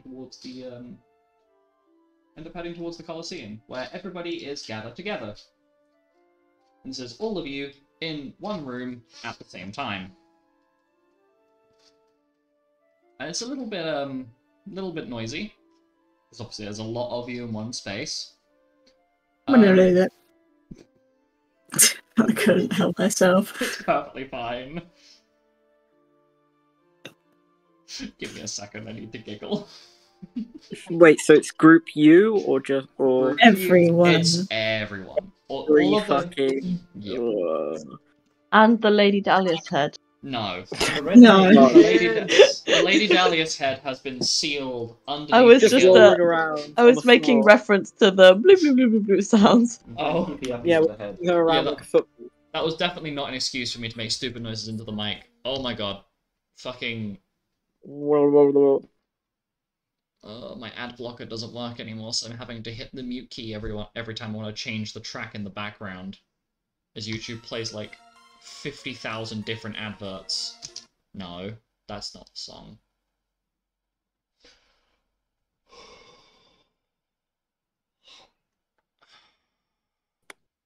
Where is it? That one.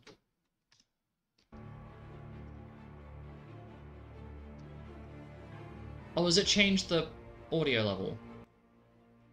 Oh, it has. Okay, that's good to know. Every time... Oh, it's annoying. Watch me get copyright strike because... Fucking... ad blockers are apparently against content. You know what? I'm not gonna go on a rant. So you're all gathered together in one space to start practicing twin casting together. And Lupus kind of puts his hands up like, okay, everybody settle down a little bit. This is gonna be a little bit complicated. But there is a plan to this chaos. Don't worry. So,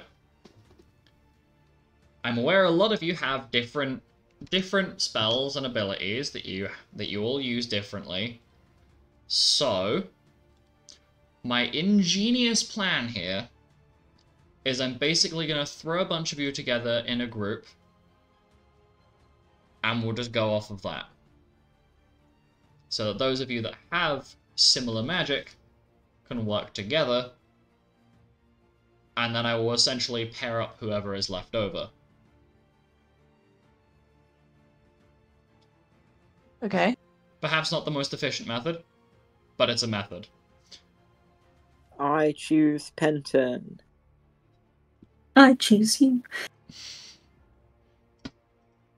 So, Lupus proceeds to... Oh my god, I've got to go through every single I'm question. just trying Alec throwing up coming out of it. Does he have it? He does. Okay. Penton, I choose you. Yes. Interesting. Penton, use mine. No. No. Don't use that.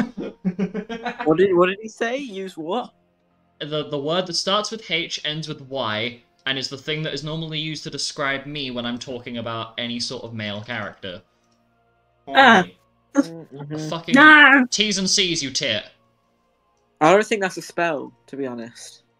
I'm pretty sure it's not. It's not one I have. It'll be dispelled in a minute. It's not on the black mage all the No. time move spell list. No. Cease.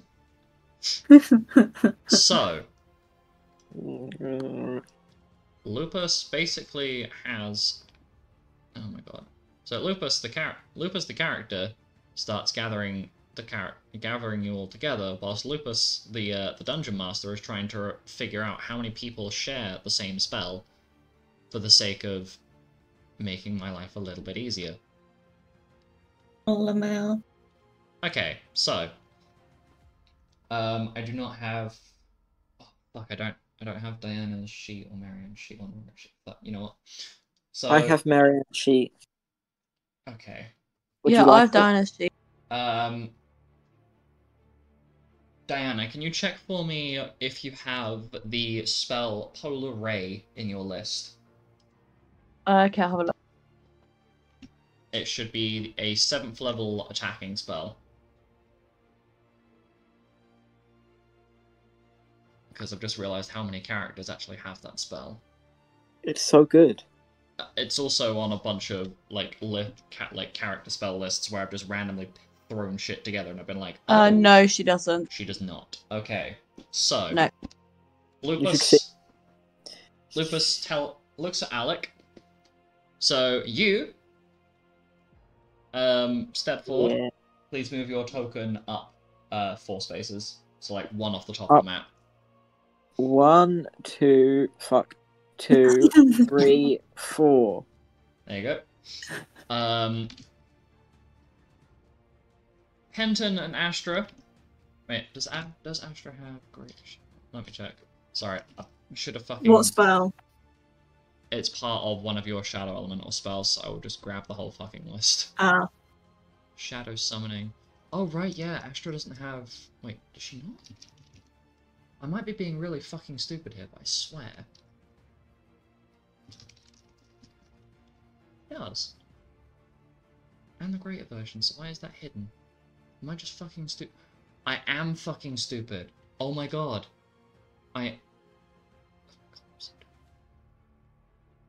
This is where Lupus is... Oh my god. Hold on. Lupus is being stupid. Okay, Penton and Astra, can you also move yourselves up next to Alec, please? Are we gonna triple twin cast? Oh, it's more than triple, baby. It's Are we more gonna than a triple. Are we gonna triplet cast? Triplet. Triple Yeah, Triplet yeah, like, cl- yeah, cl- yeah, yeah, You get there eventually. triplet yeah, cast. Yep, yep, Trip- Go on. Triplet cast. Why do you not? Oh my god, yep. Penton, Hello. come on. Hello. Where am I moving to? Next Next to Astra. Astra. You boob. Hello. Can you The- check? You Can you please boob. check for me if Norik has the polar ray spell? There is a Polar ray reason spell. for this. Oh, Luna, you need to cha-cha slide your ass on over as well. Yeah, well. Does Luna have the I- polar ray Yep. spell? Luna has the Oh polar my race. god, we're gonna polar ray the shit out of this place. Let's go. You don't. No. Neither do you. You do. I know you Nora do. does not have the polar ray spell. Ah, damn. Well, you do. You do. Who do? You don't. You don't. You You don't. remind me of the. You don't. You don't. You do. Come on, Kay. You do. Kay's gotta have it. I've already gone past her sheet. She does not, in fact, have it. Kay, you betrayed me. So, Alice, question. Yes. I know you have. Of your Dark Knight spells, do you have, what versions of Dark do you have? I know you have Dark 3. Do you have any of the lower tier versions of that? This will make sense in a second. I don't think I do, but let me just have a check. Because my brain is I'm having a big brain moment here.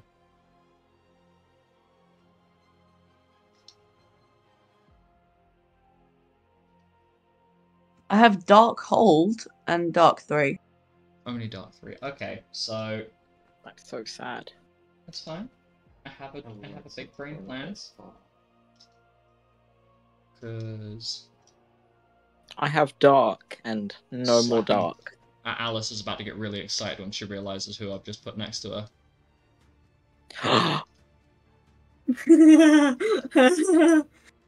You're already taken up. You're already taken up. All the dark people. We're just not going to acknowledge Oh that, god. right? Wait, what the The fuck? people Oh, that can use Dark 3. don't worry. Yes, the people that The can Dark use 3 gang. Okay, the dark 3 people. I don't think... Dark 3 squad. Oh, wait. Ziffy, does Ziffy have... because I know Ziffy doesn't have his own sheet open, so I'll have a look. No, I don't. Why don't you? Oh, you do have Polar Ray. Okay, well, get your ass up there with everybody else. Bro, we're about to annihilate something with polar ray. It's something very cold. Yeah. Yeah, chill. Die. I wish. Diana. Yeah. What water spells do you have? What water spells? Yes, do you have any, like... Oh, like a million. Well, okay, let me have a look at your sheet, see if, She has so much water. Diana literally is water. Does that mean that Diana's constantly wet? Yes. Don't answer that. Yes. Okay. She has water. Water gun. Oh, in that case then, first level... Hydro first level twister. Drown. Water... Drown. Water gun. I should just... A I just slide your whirlpool. teasy A right big back. wave. Use drown! I'm glad we have the same brain cell. Water breathing. That'll help you drown. Wait, hang on a minute. Okay, thought just occurred. Hold on. Congeal water. I'm just I hitting just you with found- all the spells that literally That's say fine. water I in the find- title. I have found people, found your people, as it were. The water people. Wait. Oh, look at all.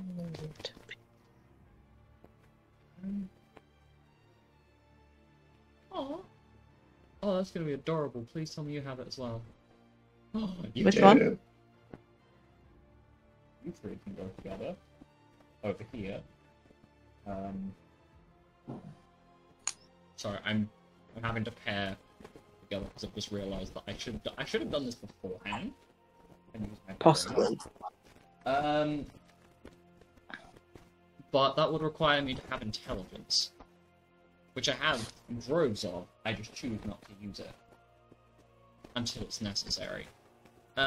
Marianne, what spells do you have? That I have 34 spells. Is there any in particular you're looking for? Cha-cha, slide your butt cheeks on over next to Clementine. Okie dokie. Where is Clement? There she is. Sentence. Oh, please. What spell are we sharing? Cura. Cura. How nice.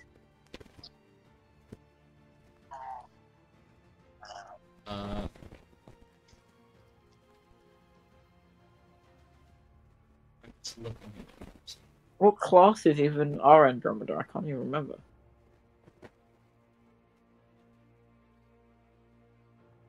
She, one of the few people that I forgot to put it on with. Oh my god. It's gonna be a rather large cacophony of shit to remember. Maraxis. Yes, you do. So the only one that's left out at this point is Sarek, who I do believe has the thing that I'm thinking of, but if he doesn't, then that's really awkward. No, he does. That'd be very funny if he was Boom. just the only one. Okay, sorry that took so fucking long. So... Alec, Astra, Penton, Luna, Usopp, Lilac, Lupus, Gareth, Edith, and Ziffy are going to be... What's that like? Octa? That's... Pardon me. Is it Octa? No. Whatever number it is, because technically you could have another number to it. Are we rolling a D whatever? It'd be Dector casting, because it's 10 people. Alex, Ark, Kazaroth, and Mado will be practicing twin casting using Dark 3. Diana, Kay, Sarek, and Nolan will be practicing using Water 1. Leon, this makes me really happy. Leon, Throck, Carmina, Xanis, Marianne, Clementine, and Rose will be practicing together using using Cura. Yeah, Throck has spells now. Throck has Throck Cura. He does! Throck has magic hand! Leon's just wiggling eyebrows in the corner. Oh my god. And then Aurolus, Norik, Andromeda, Karina, and Raxus will be practicing using Greater Dispel. Now, this is going to be painful, emotionally speaking. So, Do we want to roll after session then? it is up to you. If you would like to do this after session, because then I can compile all of the numbers together, then sure. Probably because But I will not Yeah. be moving your tokens around from this point onwards, just There for will- my The sake. screenshot okay. if I don't accidentally press something I didn't supposed to, god damn it. Whoops. Okay, so I'm just gonna make a note of how Anyway. many little how many twin casting sessions occur. So you come together, you start practicing your spells together, and then 'tis dinner. However, during this point, Luna, Hmm. you hear a very suave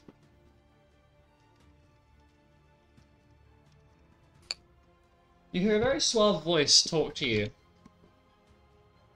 Well, That's an interesting item you have on you. Come with me, darling. And you feel you have an arm wrapped around yours, and you are basically pulled away until you enter. Until you're pulled into the room where the goddess portals and that are made, so they can get back to their hometown, and you are taken away to this very interesting obsidian-colored lab. And then, after your brain has finished processing what the hell is going on, you realize the person that has dragged you off is Kazaroth. As he looks at the arrow that you currently have in your possession. Oh shit, I forgot about that. So, simply put, I do believe you're holding onto an eldritch item there by chance. Mind if I? Sure. And then her hands are over.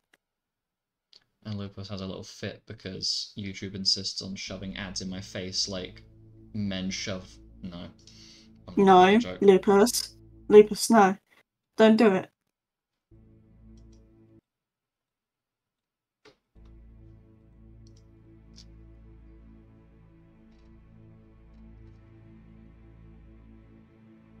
So, you take a look outside.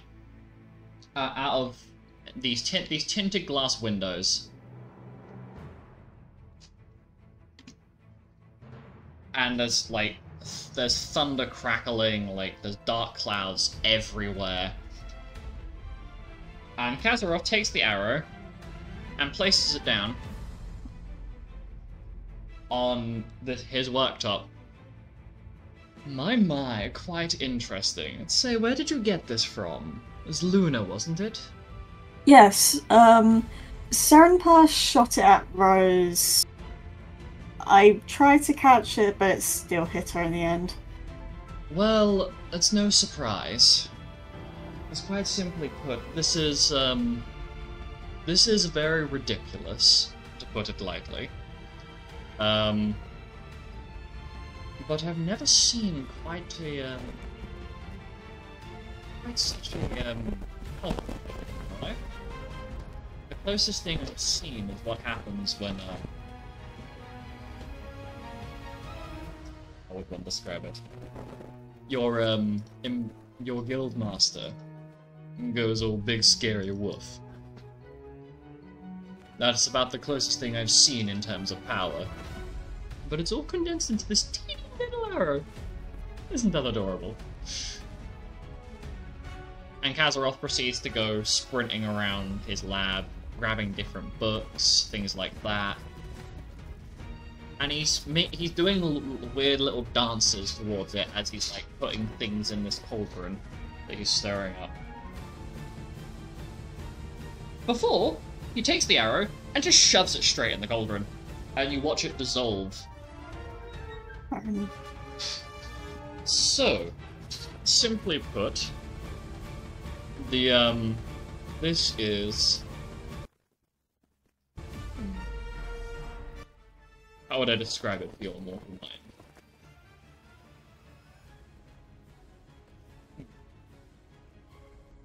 Goodness. Anyway. I have a name for it. It has a name. The weapon that it was fired from.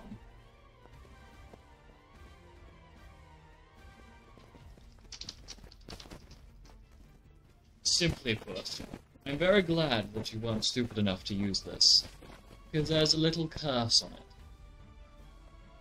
And Kazaroth wiggles his fingers at the cauldron, these bubbles rise up and pop, and then a text forms. And it's readable to Luna. And you're pretty sure that's something new, but it seems as though it's, one of your new geomancer abilities. Your tongue of the sun and moon. As you're able to perfectly understand this. And you realize, it takes a second for you to process, but you realize that had you have fired that arrow, sure, you would have absolutely obliterated whatever it was you fired it at, but you would have also been on the same receiving end of the same amount of damage, as it would have used your life force to power the arrow. Yeah. So basically, to explain as the DM, had you have fired that arrow, you would have taken the same amount of damage that you dealt. Yeah. Yeah. Fuck. Just, Piss. yeah. Oh. Rolled a nat 1 on trying to breathe in, and then my mouth is full of saliva talking as Kazaroth. Because for some reason his voice just makes my mouth feel fucking... Ugh. But Kazaroth then approaches you, Luna.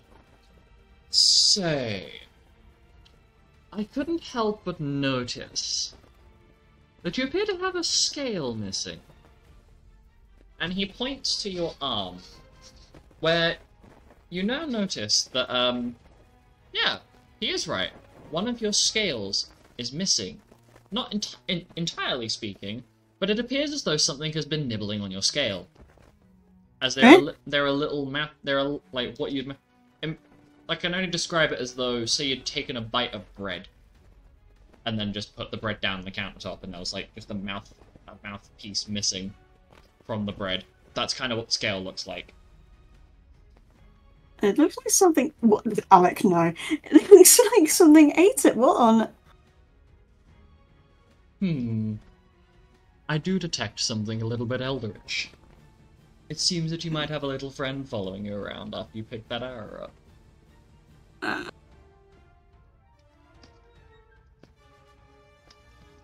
Anyway, that's simply put. I do believe you have something in your bag as well. My... And there does in fact appear to be something wiggling around in your backpack.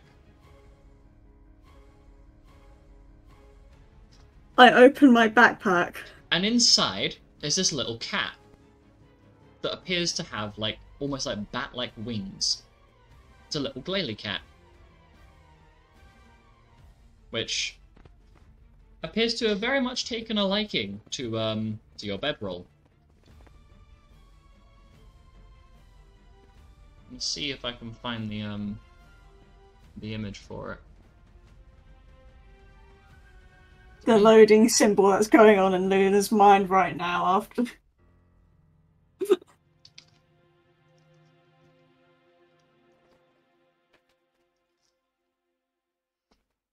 So, basically...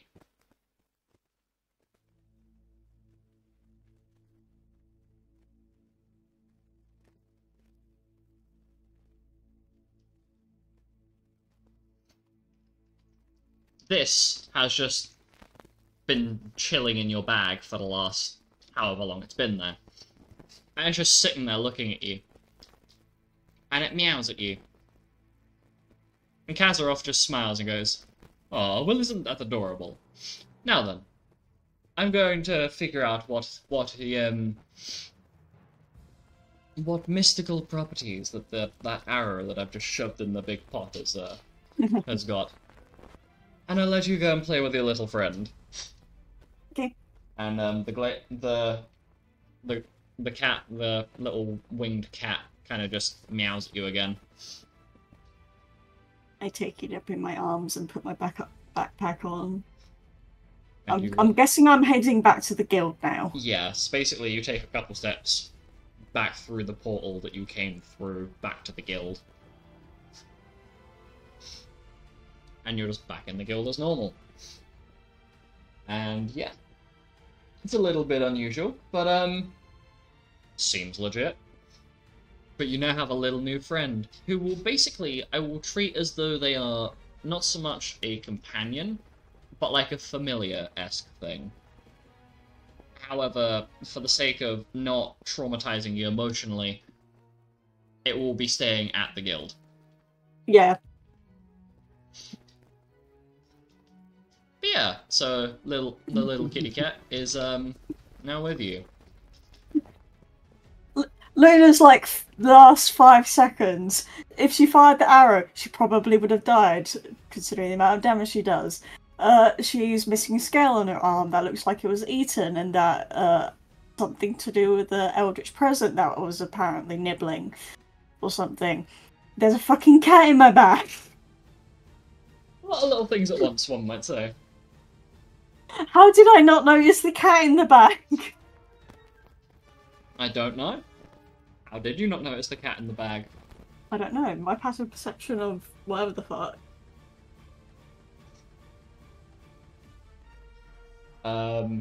Anyway. So there is now... You now are in possession of a, of a Glalie cat. Gale cat, however you pronounce it. Who is now your pet / new friend. Perhaps a good sign. Perhaps not. Who knows?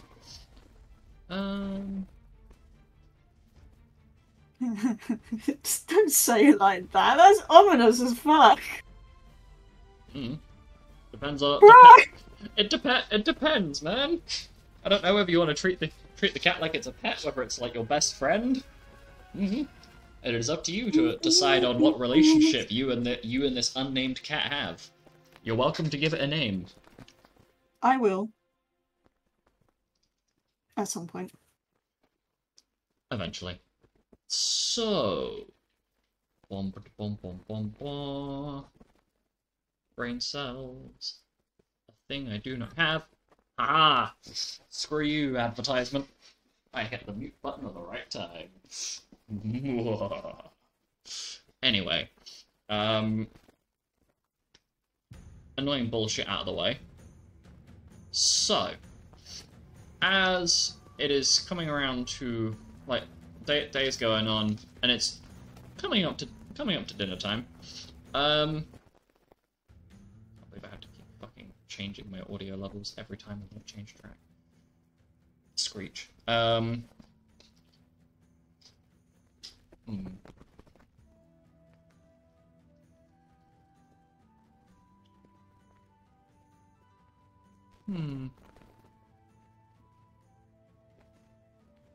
Norik.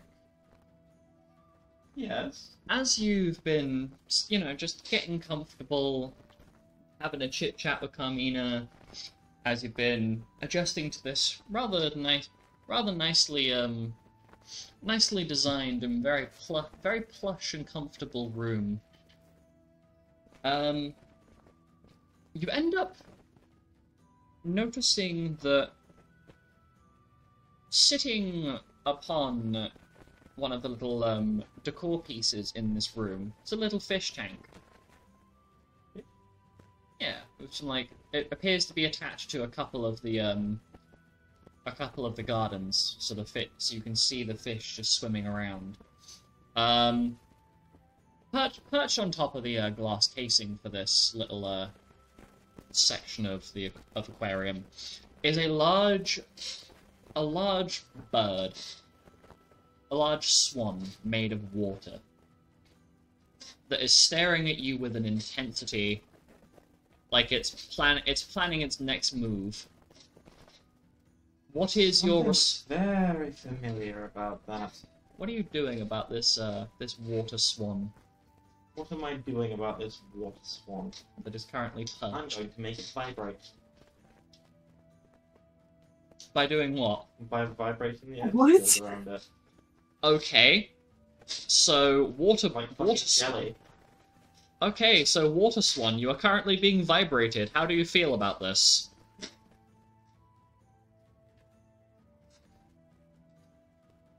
Coughs in Diana. Just fine, apparently.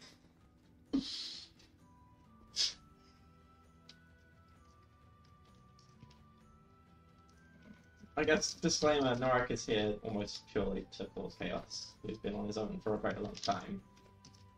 It's the first time he's had the company of more than one person. Diana, you are the bird. You are being vibrated. Oh no, can she not can she not hear us? Did she fall asleep again?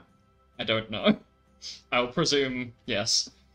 So We'll come back I'm to going to that. continue to vibrate the bird. I'm going to increase frequency. We'll come back to that. Oh my god. Oh dear. Okay. Well, in that case then. Group use dinner time is going to be fucking wild. Hmm? Nothing. I heard something grape use, something, dinner time will be wild. What? I said group use dinner time is going to be wild. True, because you're gonna have everybody there at once, smiley face. But Fuck! Group U ends up arriving a little bit earlier than the rest. And as like a lot of the dining hall has kind of been mishmashed a little bit, so like it's been rearranged because normally the whole dining hall is set up for like 200-ish people, like 200 to 210 people at once, so all of the guild groups, because fun fact, including yourself, not including yourselves, it's like 200 other people, so just a few. But you can hear bickering coming from the kitchen.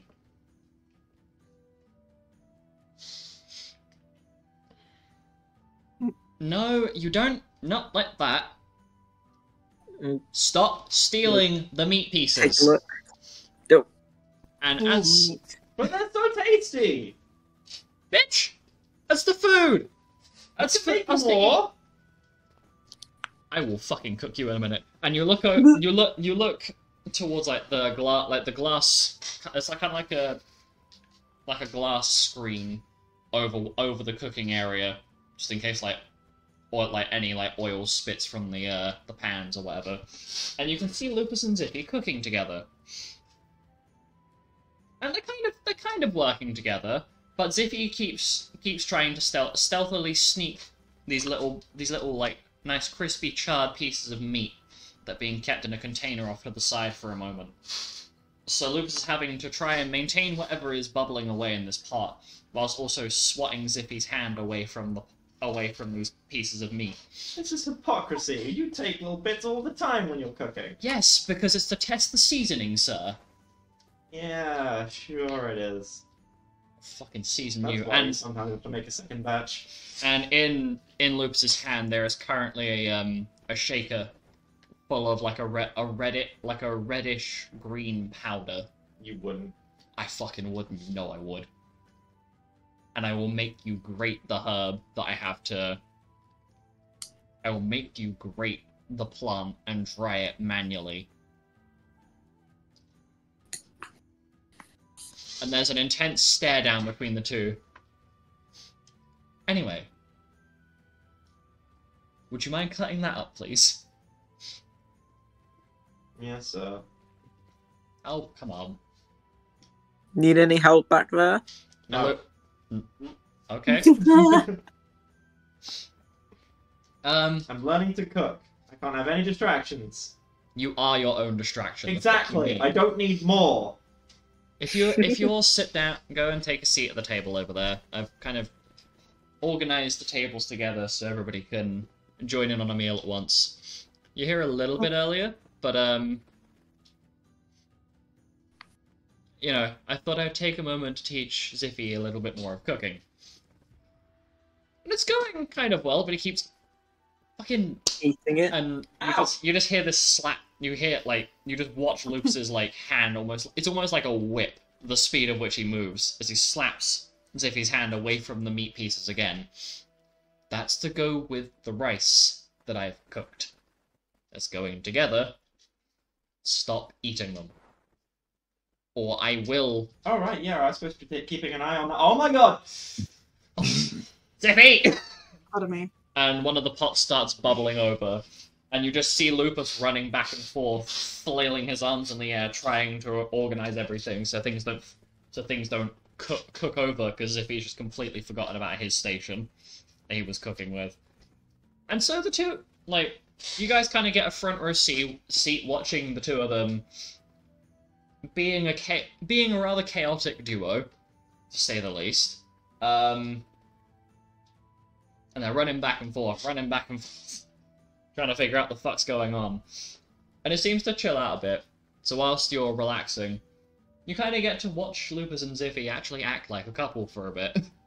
Rather than their usual set-up demeanor, as it were. Of you get to see the actual personalities behind your guild masters for a little bit. Spoiler alert, it's kind of hilarious. As it's essentially like a back and forth brawl between the two of them, as if he's trying his best to steal more of the meat pieces. Dinner's gonna be just a little bit longer, guys. I sorry for the swear. inconvenience. I may have to recook this. No, because everything else is cooked, and it will be cold. You know what? Fire magic? I will set you on fire.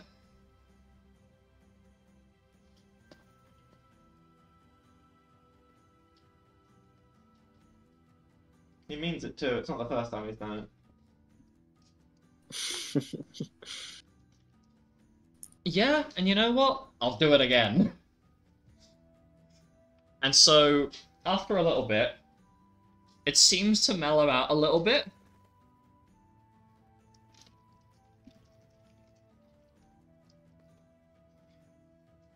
And what is brought out to you is this rather large selection of different dishes. You have like a big pot of stew that's kind of sitting in almost like a casserole dish in the middle of the table. And the one dish that there's an absurd quantity of is like these little charred meat cubes mixed in with rice and a various assortment of different vegetables. But the one thing that you do notice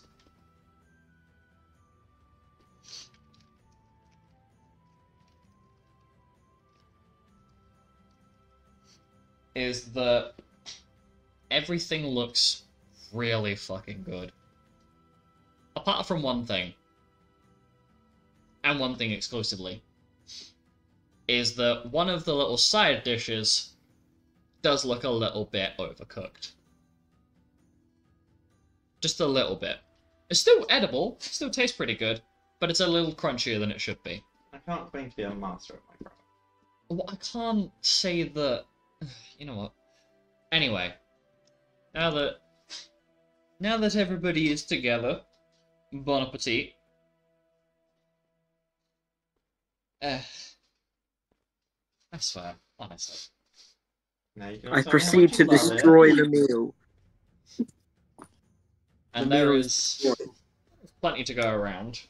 Yum yum yum. Nom nom nom nom nom nom nom. And there are a Nom couple nom of, nom nom nom. there are a couple of things I want to point out at the table that I think will incite some rather pleased reactions. So,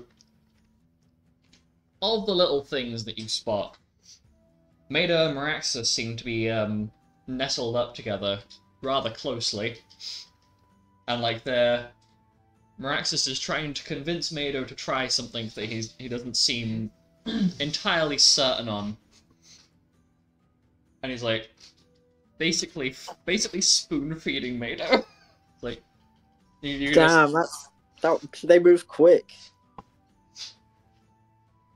And Zanish just kind of leans next to Alec, and with a smile on his face, a kind of mischievous smile on his face. Yeah, didn't you fall for a Rolus like a penny off a skyscraper? Just as I'm right. Without just much grace. And that's when Yuzok looks over at Xanis and goes, Oh. "Yeah, you did the same for me too." Ah. And then, Yuzok just turns slightly to his left and high fives Throck, whilst you get the entertaining view of both Xanis and Leon basically head in hands, just like, oh my god.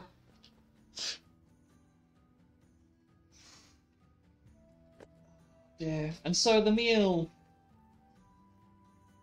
goes quite well, and despite the direness of of what the situation's been like for the last however long,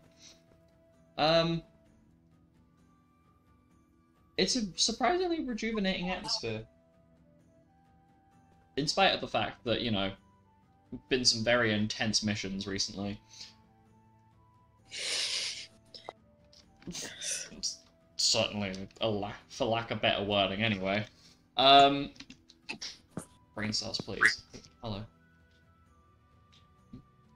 I'm trying to figure out, is somebody echoing, or is that just me? Maybe it's me. I will mute. I don't know. Oh.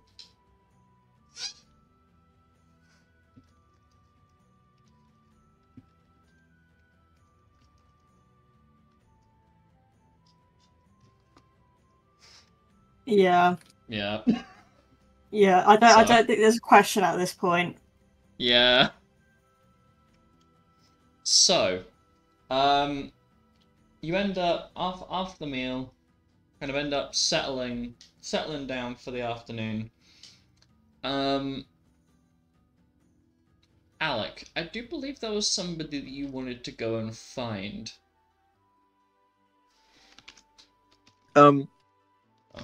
I think the next person was Alice, but that's not going to happen. So, okay, yeah, we'll do the Lupus one. Sure, I'll go for Lupus. So, you end up thinking back to when you were dealing with your imprisoned uncle and just taking him out the picture, as it were. And you remember Lupus offering you a safe space to talk about your issues if you ever felt the need to. And so you decide, you know what? Fuck it. Let's go find him. I got some things to talk about. And so you end up finding him quite easily. As him and Zippy are basically cleaning up the kitchen area. Zippy's washing a lot of the stuff up. And being very mature about it by using a combination of fluid form and the couple of water spells he has. Fucking fluid becoming form. the washing up water? Hmm? What, am I becoming the washing up water or something? No. But it saves you making a puddle on the floor. You will become the puddle on the floor. Exactly. Yeah, I'll do that to avoid doing the washing up. This spell. Boom. Oh, Wash. sure. So fucking mood though. It just pulls the plug out. No! See you in a week. Okay, so Alec, you find Lupus, who spots you and is like, "Oh, let's Zippy carry on tidying everything up," and comes over to you. Everything okay? It's time. Oh, yeah. Maybe don't mind Ziff's going to be sitting in the background, but everyone else has gone off to go and relax for a bit and enjoy some quiet time. So, what's up? It's okay. He seems busy back there, so... He is. Don't worry about him. Anyway, he won't be What are you like... talking about me? No. Lupus just clicks a finger, and these runic symbols appear over the kitchen area where Zippy's cleaning. And he disintegrates. Completely blocking out any sound That was the last straw. on either side. So you can see him talking, but no sound. And Lupus just gives him a thumbs up. Some very extravagant gestures are being made now, with like full body jumping up and down. To which Lupus proceeds to flip Zippy the bird, and then point at Alec, and then like talking hand, and kind of Zippy seems to get the point after a few minutes. Anyway, sorry. And I So, also what do you make silly hand signals behind Lupus's back when he's turned. That sounds I about then right. begin doing hand signals to Alec behind Lupus's back. Of course. Whenever he turns around to see whether one's doing one thing, the other one starts. Okay, I love that. So, the two of you sit down at the table. Lucas has a rather kind and almost like parental, like it's almost like a parental, like parentally comforting sort of warmth about him. So what's the problem? What do you want to talk about? Where do I start? Fuck. Somewhere. Doesn't matter where.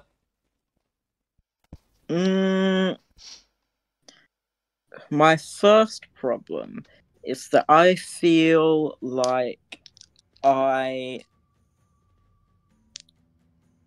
am inherently weird and gross and don't belong like anywhere.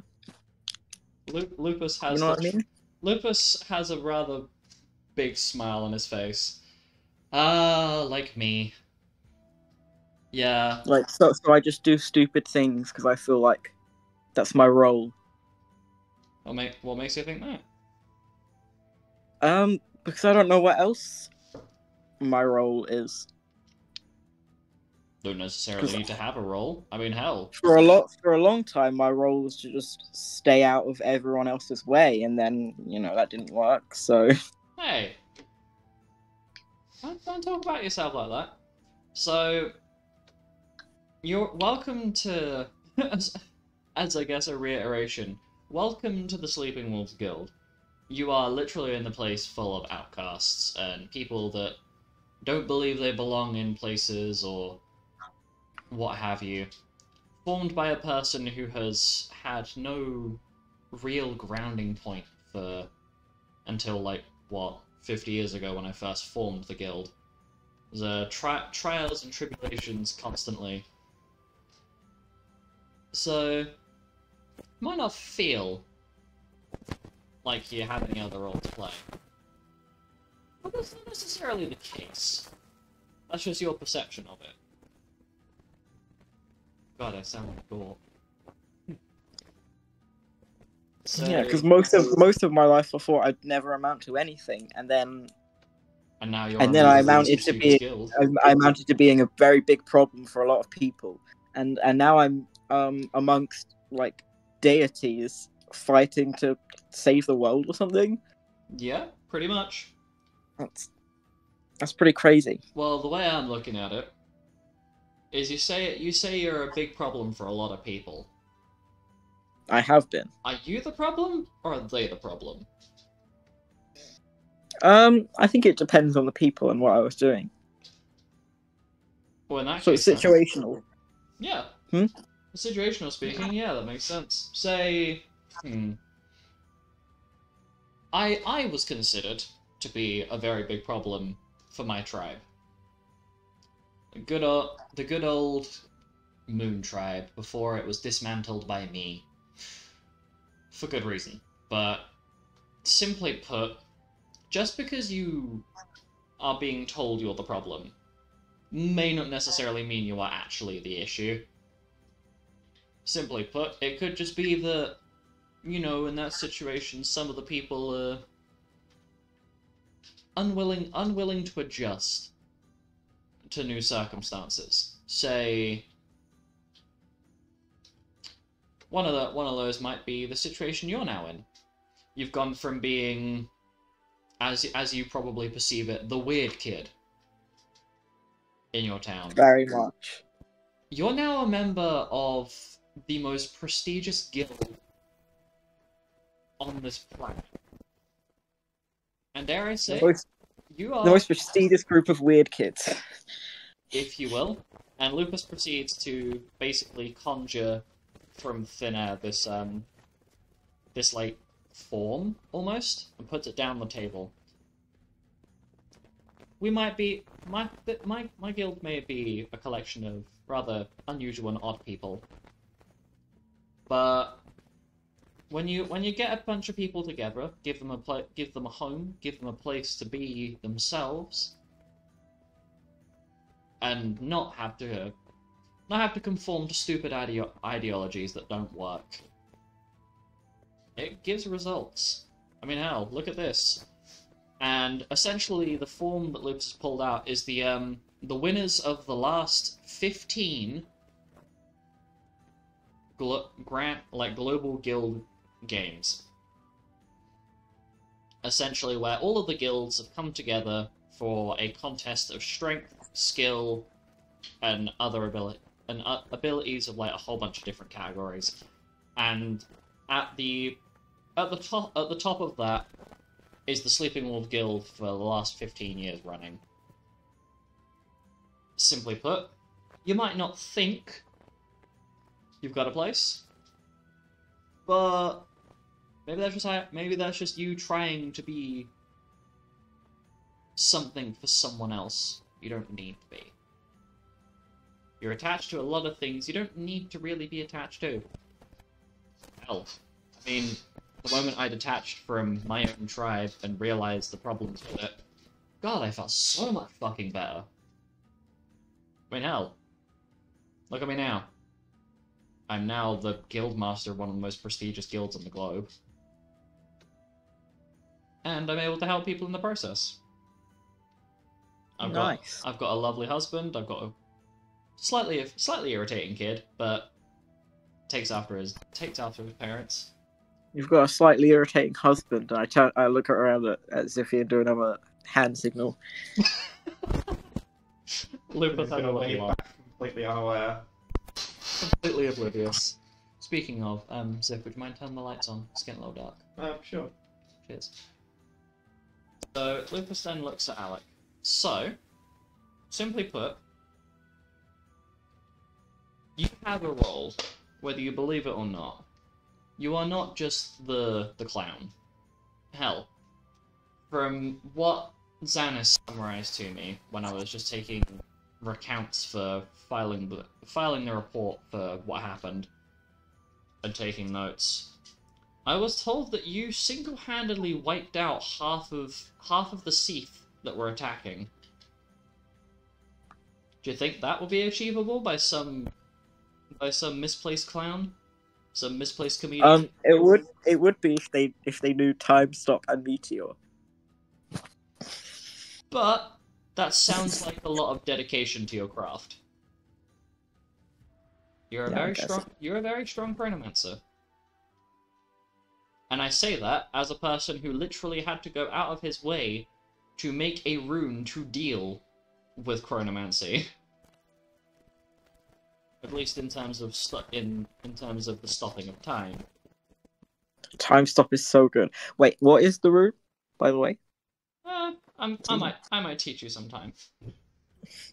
Just in case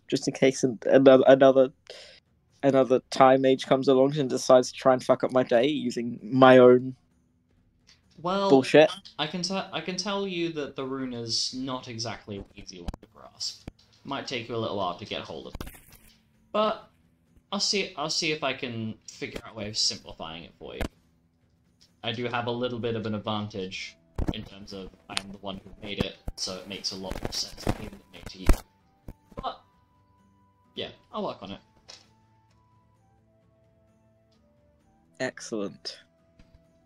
So yeah, okay, I understand you feel a little bit misplaced, but I think that might be the way you're looking at it.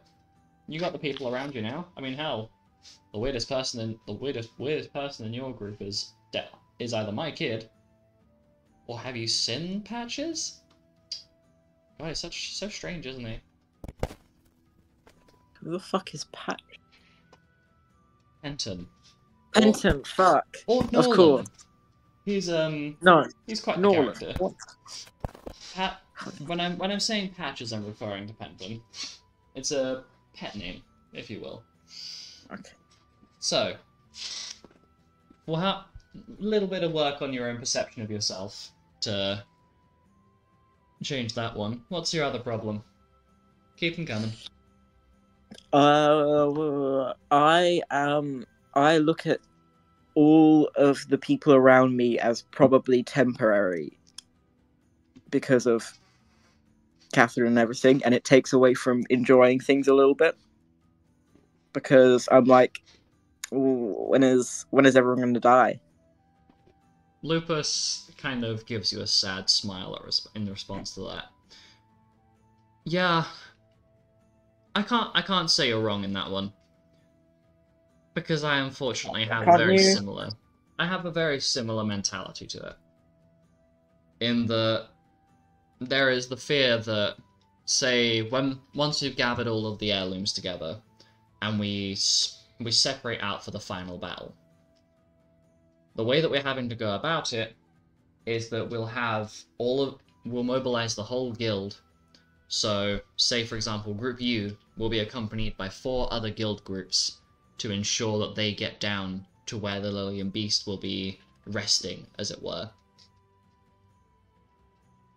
So, there is the small fear in the back of my mind that, say, Brutus, or Magnus, or Nev, or Quillian, or Cosm, or good old Nova Cosmon, or any of my other guild members, that I could sit here and list them all off, but I won't, for the sake of not dragging things on and completely boring your mind.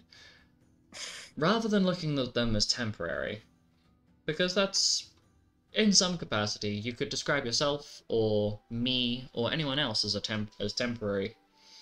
Rather than sitting there worrying about when they're going to be gone, why not look at it as... How would I word it? Instead of potentially fearing the loss of, say, I don't know, say Aurolus ends up meeting his fate. He won't, because I doubt it'll ever happen. But rather than fearing that loss, just build as many good experiences as possible. If you spend too much of your life fearing the possibilities, you'll never actually enjoy yourself. And hell, do you think I plan on any of us getting taken out, or, you know, failing to take the Lillian Beast down? To be honest, I'm not even thinking about the Lillian Beast. I'm thinking about everything in between. No, that makes sense. Between us. Well, I would say... all the fucking heirlooms. Live for the thrill of it. Rather than being afraid of what is to come, enjoy the experience along the way. I know it sounds like some sort of self-help poster, but it does genuinely work. You're worried about, say, when you go to the Feywild, and you're going to have to fight Titania, and you're worried about potentially losing somebody? Spend time with them. Form good experiences and memories with them. And then do everything you can, everything that's in your power, to stop that from happening. You're worried that maybe one of them might fall in battle? Use your ability to stop time, and make sure to revive them. Figure out a way to start being able to heal wounds, maybe.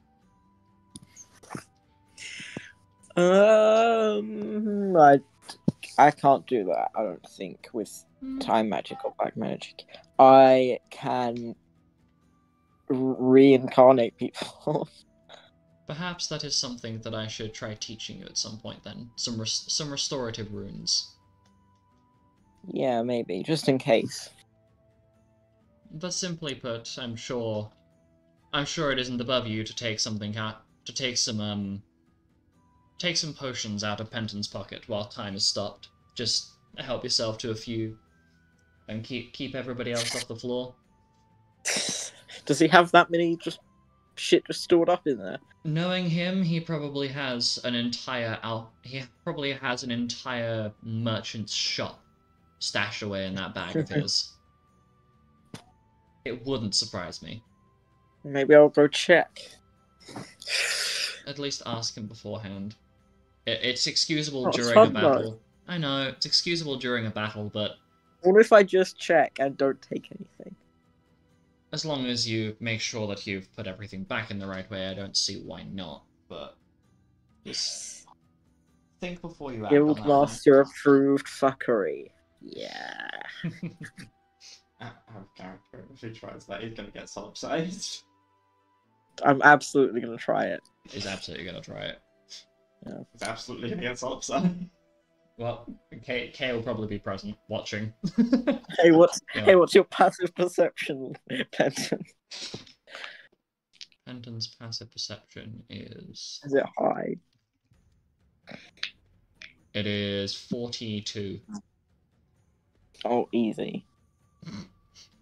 Anyway, Let me check my Once I stealth. realize something's gone, you're gonna get solipsized because I'm gonna know what I'm you not. do. I'm not. nothing's gonna I'm be not gonna gone. take He's just anything. looking. I'm just gonna man. look. I'm Anyway. just having a peek. Lupus continues to look at Alec. So, if you do want to think of things as temporary, make sure that you spend enough time ensuring that temporary position was worth it. But also, I highly doubt it'll ever be temporary. Souls come along, are repurposed, and hell, it's not to say that those people will forever be gone. Should their time come to an end, because their impact on you is evidence that they existed. The fact that you're concerned about people being temporary just shows how much your previous adventuring team actually had an impact on you. Yeah, I guess I just feel bad that I couldn't help them out in the end. Well, unfortunately it happens. We've had many guild members and guild groups come along. It may be a little bit personal, but I have so myself and Ziffy put away some funds together to have a little home made for us. A very small manor, as we call it. It's not too impressive. But anyway. So A small manor. Oh my god. we call it a manor. It's more like a... It's not so much like a noble manor, it's more of a... It is more equivalent to like a large house, if you will. I'll have to take you to visit there at some point, but I had a couple of... how would I describe it? A while ago, we had two additional house guards on top of what we had to begin with, and our home, mine and Ziffy's home, was attacked. Unfortunately, with the reputation we have, people tend to develop a rather resentful persuasion towards us, if that makes sense. And during that, two of our house guards were heavily injured, being Talvast and Tallow. They've been basically put on standby for a while so they can recover from the physical and mental injuries. And there was nothing myself or Ziffy could have done, because neither of us were there at the time. Whilst I do feel a little bit guilty about it, there's a point where you have to realize that if you sit and ponder on the what ifs all of the time, you won't really get to properly enjoy anything else. That, and also you've got to be fair to yourself at some point and acknowledge that there is a point where you go from having a realistic ability to do something to there are some things that just cannot be done. Like me being able to try and deal with this whole problem on my own. That's why I've had to get everybody together.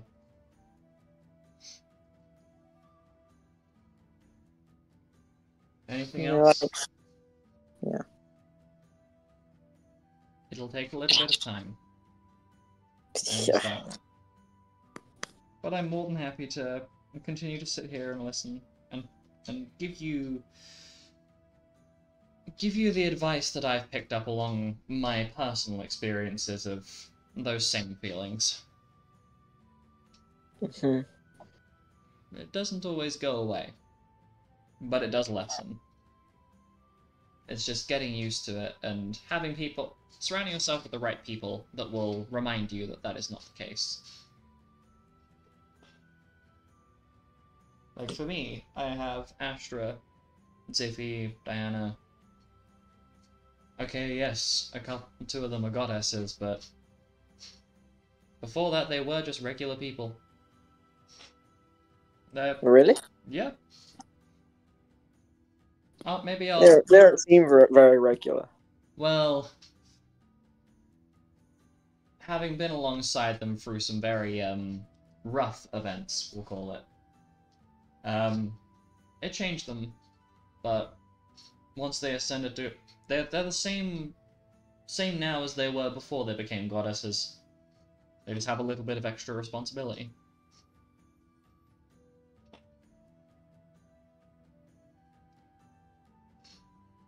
What else is on your mind, then?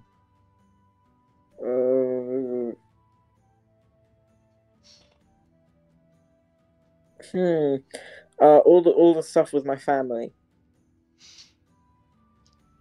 This is where Lupus's face kind of scrunches up a little bit. Yeah, I don't have the best advice for you there. I haven't personally managed to get through my things, and I'm doing my best to help Penton with his familial struggles and several other friends of mine within the guild groups who have similar problems. And for that, you've got to, I guess, rebuild your own family. The people that surround yourself with the people that you care about. And yeah, it sucks that you haven't had the presents that you wanted or deserved. But if you spend too long focused on that, you become bitter. You'll start to resent those people, and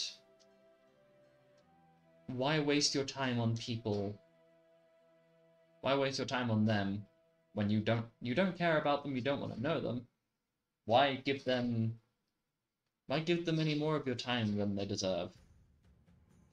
I mean, hell, you seem very happy dealing with that last quote unquote family member.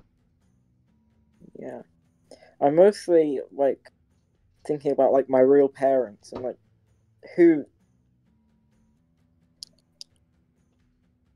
like what could have been, you know? I understand. Like who would I have been if they didn't die? Well, as heartless as it may sound, you could ponder the what ifs and yearn for a reality where things weren't the way they were. But then you'd miss out on all the things that all the experiences you've had since you got here.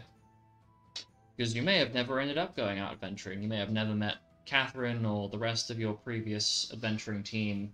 You would never met the current group that you're dealing with. You wouldn't have met Aurolus. Because I've seen you two together. Very sweet, very wholesome. Do you think that having a slightly easier and nicer upbringing is worth trading for what I'm presuming is the love of your life, looking at the way that you look at him? Do you think trading Aurolus for your parents would be worth it?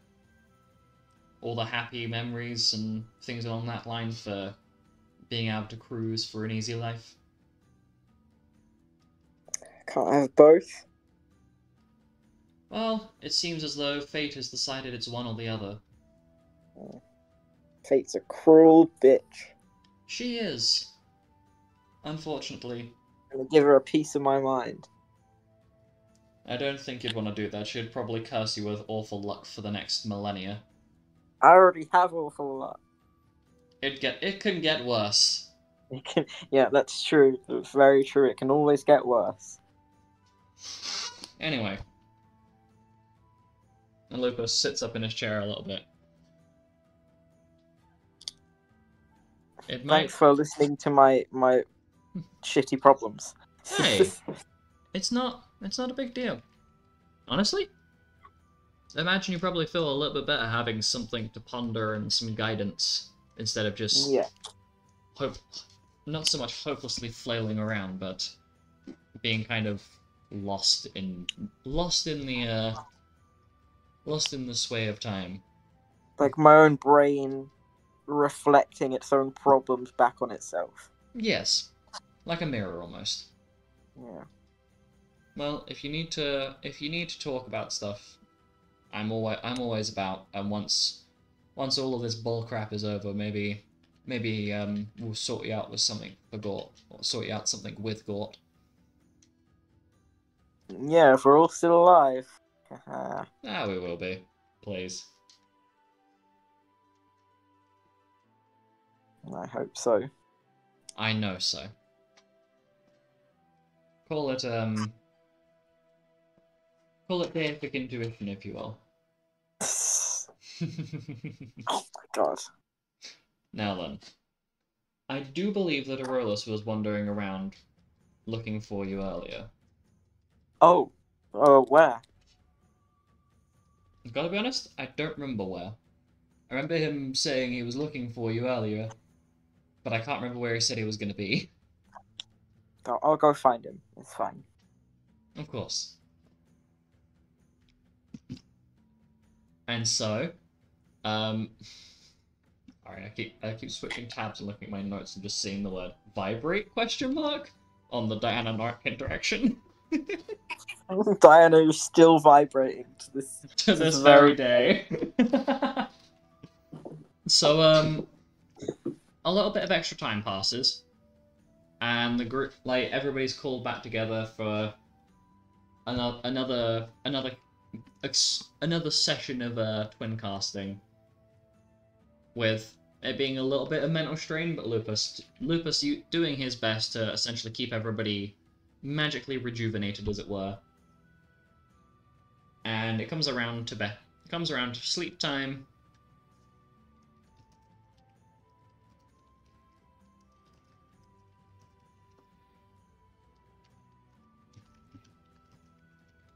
And the whole cycle kind of starts again of morning, breakfast. You get the fun view of watching Loops and Zippy metaphorically and almost literally throwing hands with each other whilst making breakfast together. And then another round of practice together. But you've been told it's only one for that day.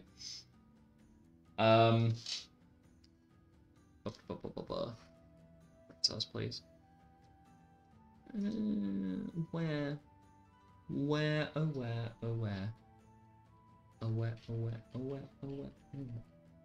Sorry, brain cells.